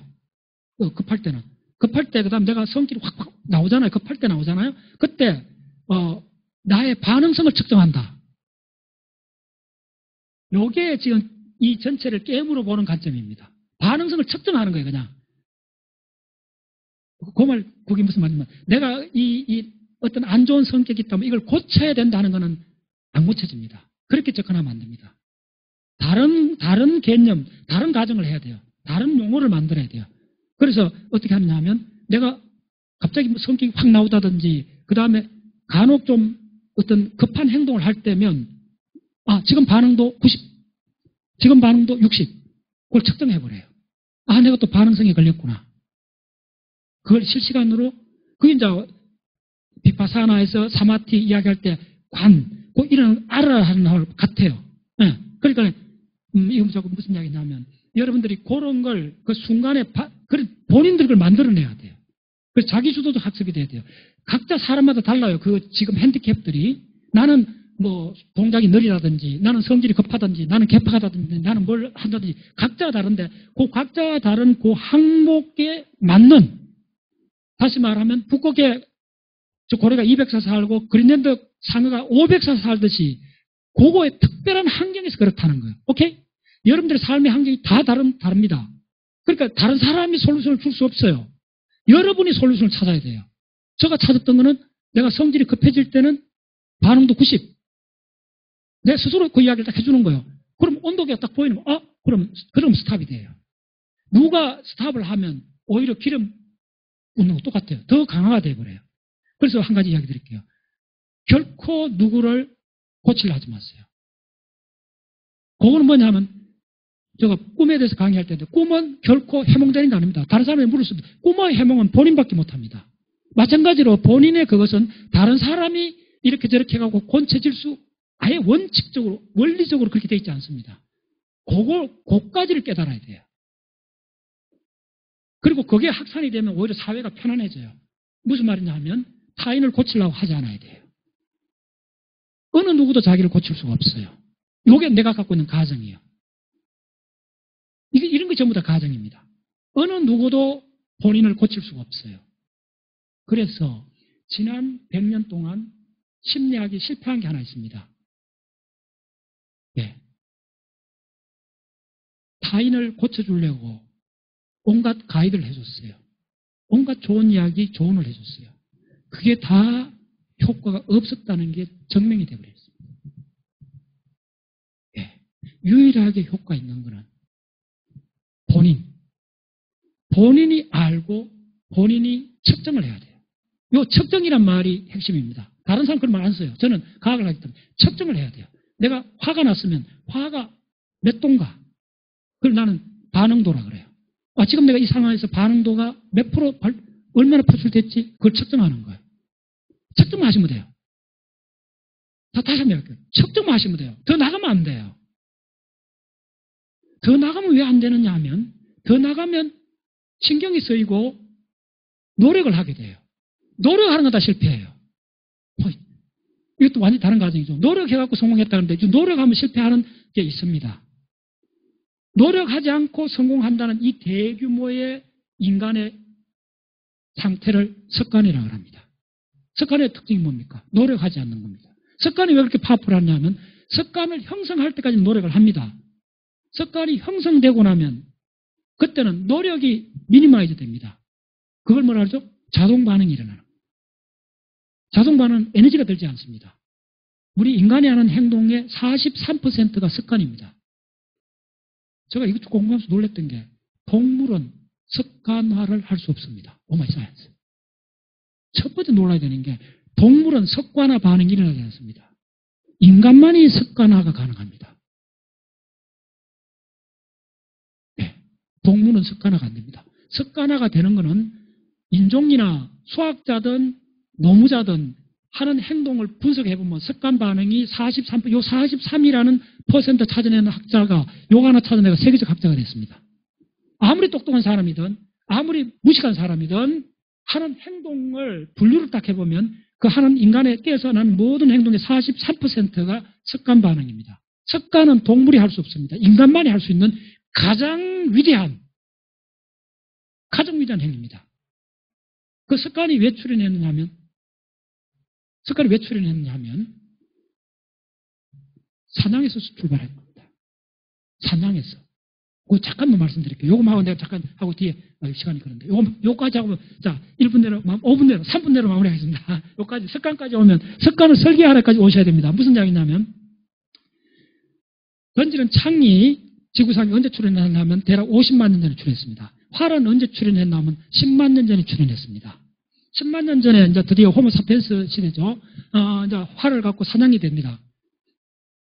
사냥에서 우리 인간이 하는 행동 중에서 가장 불확실한 확률이 갖는 성공 확률이 가장 낮은 게 뭐냐면 도박하고 사냥입니다. 사냥을 하면 아프리카 우리 그 원주민 우리 선조가 사냥을 나갔어요. 한낮에 나갑니다. 또 긴 이야기가 있습니다. 이쪽을 개인적으로 지금 분석하는 사람들이 많아요. 활을 쓰는 사냥이 특히 중요합니다. 그게 식량 조달하는 메인 소스였기 때문이가 아닙니다. 실제로 우리 선조들이 메인 소스는 여자들이 덩잎뿌리를 채취해갖고 수킬로 혹은 수십 킬로 그 긴 두발 보행을 해갖고 덩잎뿌리를 패내갖고 그게 메인 에너지원이 됩니다. 사냥은 그냥 일주일에 한 번 성공할까 막합니다. 혹시 여러분들 아마존의 눈물 혹시 보신 분 있나요? 그러니까 그런 거 보셔야 돼요. 네, 아마존 눈물 보면요. 진짜 눈물 나는 한 편이 있습니다. 그 프로를 찍는 그 뒷이야기들이 많은데 진짜 몇 년 동안 나온 프로 중에서 꼭 볼만한 프로에 아마존의 눈물을 보면 거기에 한 프로에 아마존 원주민하고 우리 MBC인가 그 방송 그 PD가 가서 한 6개월 같이 살아요. 살면서 밀착 취재를 한 건데 굉장히 잘 만든 다큐멘터리요. 아마존에서 그 부족이 사냥을 해갖고 원숭이를 잡았어요. 거의 한 달쯤 걸렸을 거예요. 한 마리 딱 잡았어요. 잡아갖고 이렇게 구워요. 원숭이를 구워갖고 부족민들이 다 모여갖고 그걸 요리해갖고 먹는 과정이 거의 한 10분 방송이 나와요. 굉장히 인상적이에요. 어떤 삶은. 그 사냥에 성공한 그 남자가 그 원숭이 요리가 요만해. 원숭이 다 구워도 요만해. 그래서 다리를 탁 떼내더니 들고 있더니 이걸 누구한테 줄 건가 배분하는데 이건 과정이 아닙니다. 거의 1시간이 걸렸어요. 그 과정을 보면 아주 굉장히 다른 이야기들인데 결론은 무슨 이야기 드리고 싶으냐 하면 사냥은 성공 확률이 굉장히 희박합니다. 그런데 어쨌든 그게 왜 해야 되느냐 하면 그게 유일한 단백질 섭취원이기 때문에 어쩔 수 없이 하게 되는 거예요. 그런데 이게 사냥을 하면서 하루 썼어요. 빗나갈 확률이 높아요. 또 큰 짐승은 맞아도 곧장 안 죽어요. 피를 흘리면서 수킬로 도망을 가요. 자 그러면 그 하루를 쏠 때까지 추적해 가야 되잖아요. 그 추적하는 과정이 1시간, 2시간, 3시간 이래 걸려요. 바깥에 영상 30도, 40도 일그린 태양이 있고 아프리카에서 3시간을 추적해갖고 탈진할 정도로 돼갖고 저 딱 그 숲에 저 누가 있는데 칼을 쏘어요. 빗나갔어요. 한 달째 자기 부족 식량이 날아가 버린 거예요. 그러면 그 사냥꾼, 그 가장은 어떤 느낌이 들겠어요? 완전히 좌절하겠죠. 실패했어요. 실패해도 계속 할 수 있는 인간의 행위가 있어요. 그걸 중독이라 그래요. 그걸 도박이라 그래요. 그걸 스포츠 게임이라 그래요. 실패했을 때, 화살이 빗나갔을 때 3시간 추적해갖고 탈진하다시피 왔는데 겨우 쏟는데 또 빗나가면 다시 탈진해야 되는데, 이 탈진하는 우리 선조를 다시 일으킨 게 바로 브레인 속에 나오는 도파민이라는 호르몬이에요. 도파민은 바로 예측이 깨어졌을 때 나오는 겁니다. 예측이 맞았을 때 나오는 게 아닙니다. 도파민은 예측이 빗나갔을 때 다시 하게끔 인간을 드라이빙합니다. 자, 그러면 사냥꾼 활을 쏘는 사람한테 성공 확률은 뭐에 좌우되겠어요? 왜 화살이 빗나갔어요? 너무 긴장한 거예요. 팔이 떨린 거예요. 됐죠?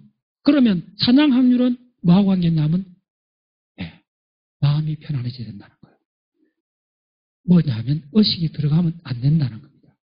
너무 과도한 집중이 들어가면 팔이 떨린다는 거예요. 그래서 뭐냐면 힘을 빼고 정조정을 하라는 거예요. 그래서 모든 스포츠의 달인들이, 대가들이 하는 말이 무슨 말이죠?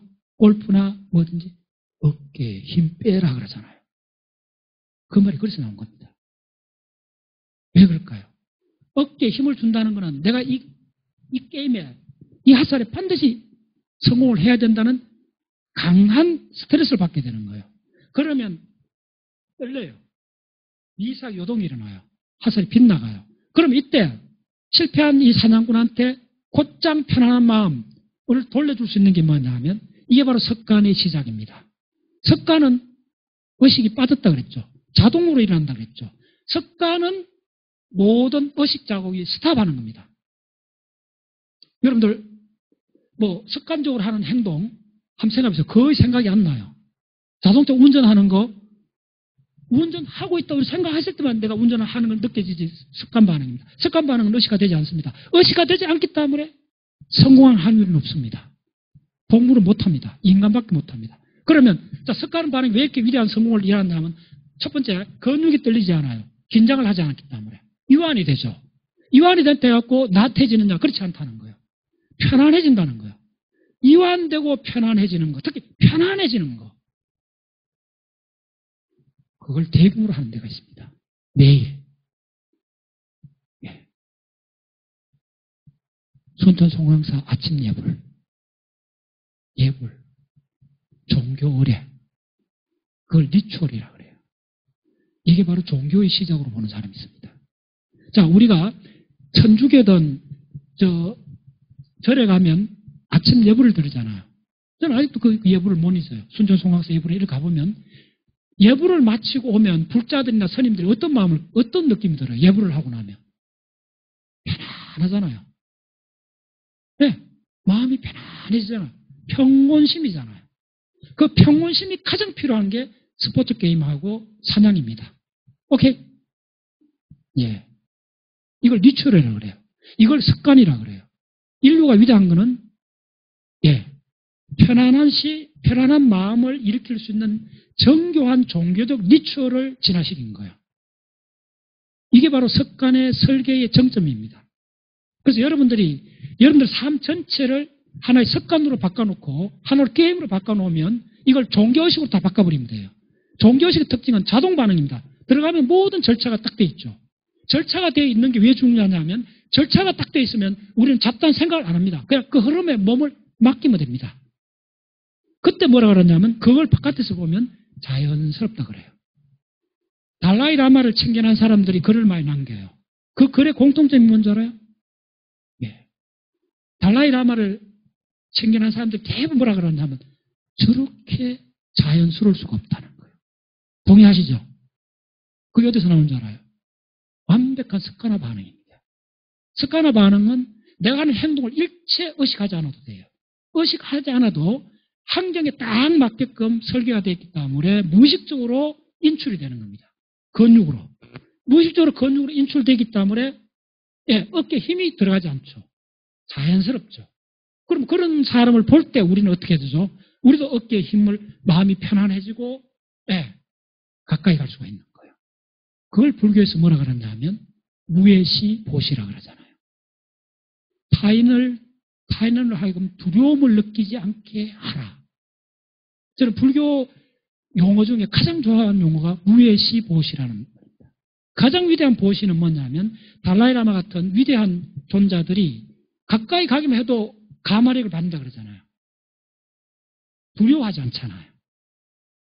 제가 가만 봤더니 이게 참 뿌리가 깊은 이야기예요. 특히 그 여자들이나 그 피식동물들은 노루나 토끼들이는요, 좀 심하게 하면 떨다가 일생을 보냅니다. 저 산에 이렇게 가갖고 저쪽 능성이에 노루를 보면요, 1km 떨어졌는데도 도망을 가요. 노루가 사실 굉장히 큰 짐승이잖아요. 소는 가축화 되는데 왜 저 노루 가축화하면 굉장할 것 같은데? 저희도 한라산 가도 노루가 수천 마리가 있는데 왜 인류는 노루를 왜 길들이지 못했을까요? 굉장히 중요한 이야기입니다. 사자는 못 길들이지 잡아먹히니까요. 그거는 금방 이해되죠. 그런데 노루는 순하잖아요. 충분히 길들일 수 있을 것 같은데 판이 실패했어요. 안 됩니다. 왜 그럴까요? 노루뿐만 아니라 대부분 짐승은 안 됩니다. 두려워서 안 돼요. 짐승들이 가까이 접근을 안 합니다. 우리 인간도 마찬가지입니다. 인간의 삶은 대부분 뜹니다. 불안합니다. 인간이 왜 불안하냐 하면 인간의 브레인이 발달해가 예측 능력이 출현해서 그런 겁니다. 예측하기 때문에, 미래를 예측하기 때문에 그 담례로, 그 예측이란 놀라운 능력의 부정적 측면이 뭐냐 하면 불안입니다. 그 대상이 있는 불안을 공포라 그러고, 예. 불안은 대상이 없습니다. 그래서 막연한 불안이라 그럽니다. 막연한 불안이 피식동물이 갖고 있는 숙명입니다. 그래서 포유동물 공부를 해보면 포유동물이 4,500종류인데 우리 호모사피엔스 영장류계열도 포식동물이 아닙니다. 포식동물은 늑대과하고 고양이과 몇 종류밖에 없습니다. 한 200종류인데 4,500종류 일부입니다. 그 맹수를 내놓고는 우리도 피식동물입니다. 천만 하면 도망을 가야 돼요. 오케이? 뜬다는 겁니다. 안 떨어본 사람 있어요? 그럼 이 무대 한번 올라오세요. 다 떨지. 금방 이해됐죠? 네. 이걸 이해하는 것이 진짜 핵심입니다. 우리는 피식동물이고 항상 두리번에도 도망을 가야 돼요. 그걸 불안이라 그래요. 그걸 극복한 호모사피스의 위대한 전략이 습관입니다. 거기서 종교가 출현한 겁니다. 일부 주장에 의하면. 예. 따라오셨죠? 그래서 여러분들이 지금 오늘 강의가 좋아요. 대전제는 정답이 있다는 거예요. 있든 없든 상관없이 있다고 생각하라는 거예요. 그러면 일단 추라이를 한다는 거예요. 지도를 한다는 거예요. 두 번째는 뭐냐 하면 정답을 찾는 데 너무 힘이 들면 한 발 물러서서 가정을 의심해보라는 거예요. 노예제도가 당연한가요? 전쟁이 당연한가요? 늙는 것이 당연한가요? 다 그게 가정입니다. 당연하지 않다는 거예요. 인류 역사가 증명합니다. 한 발 물러섰더니 당연하지 않는 걸 당연히 시했던 가정, 잘못된 가정에 그 감옥에 갇혀 있었다는 걸 알게 된 겁니다. 꽤 많아요. 인류가 지금 봉착하는 최고의 큰 가정 바깥치기는 늙고 죽는다는 걸 당연시한 이 가정을 드디어 잡고 터닝을 하고 있습니다. 이제 다시 한번 이야기할게요. 50년 지나면 지금 시점을 보고 늙어갖고 병드는 게 얼마나 특이하고 이상한 현상인가 그걸 당연시 생각했던 인류를 보고 굉장히 아주 이상하게 생각할 겁니다. 네, 그때 되면 우리는 늙는 게 당연한 거 아니었는데 우리가 진짜 무지 목매갖고 늙는 걸 당연시 했구나라고 잘 나왔네. 노예제도가 없어진 것처럼 그렇게 생각할 겁니다. 가정을 바꾸면 그렇게 됩니다. 가정을 바꿔야 우리가 질문이 가능해집니다. 이게 굉장히 중요한 이야기들입니다. 자, 가정을 바꿨어요.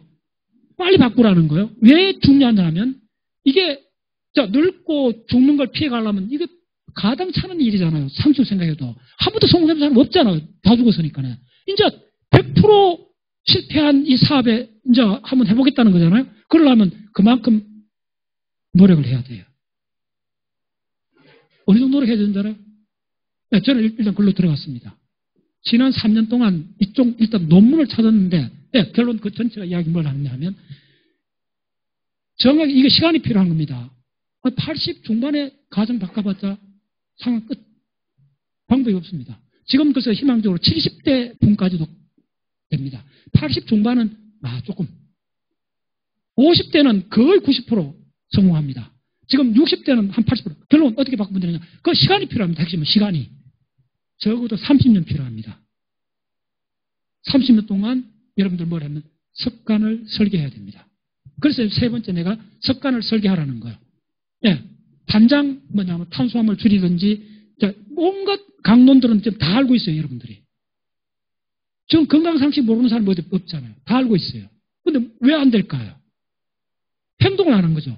왜 행동을 안 했을까요? 에너지가 드니까 못한 거죠. 그러면 에너지가 안 드는 행동을 설계하라는 거예요. 그걸 습관이에요.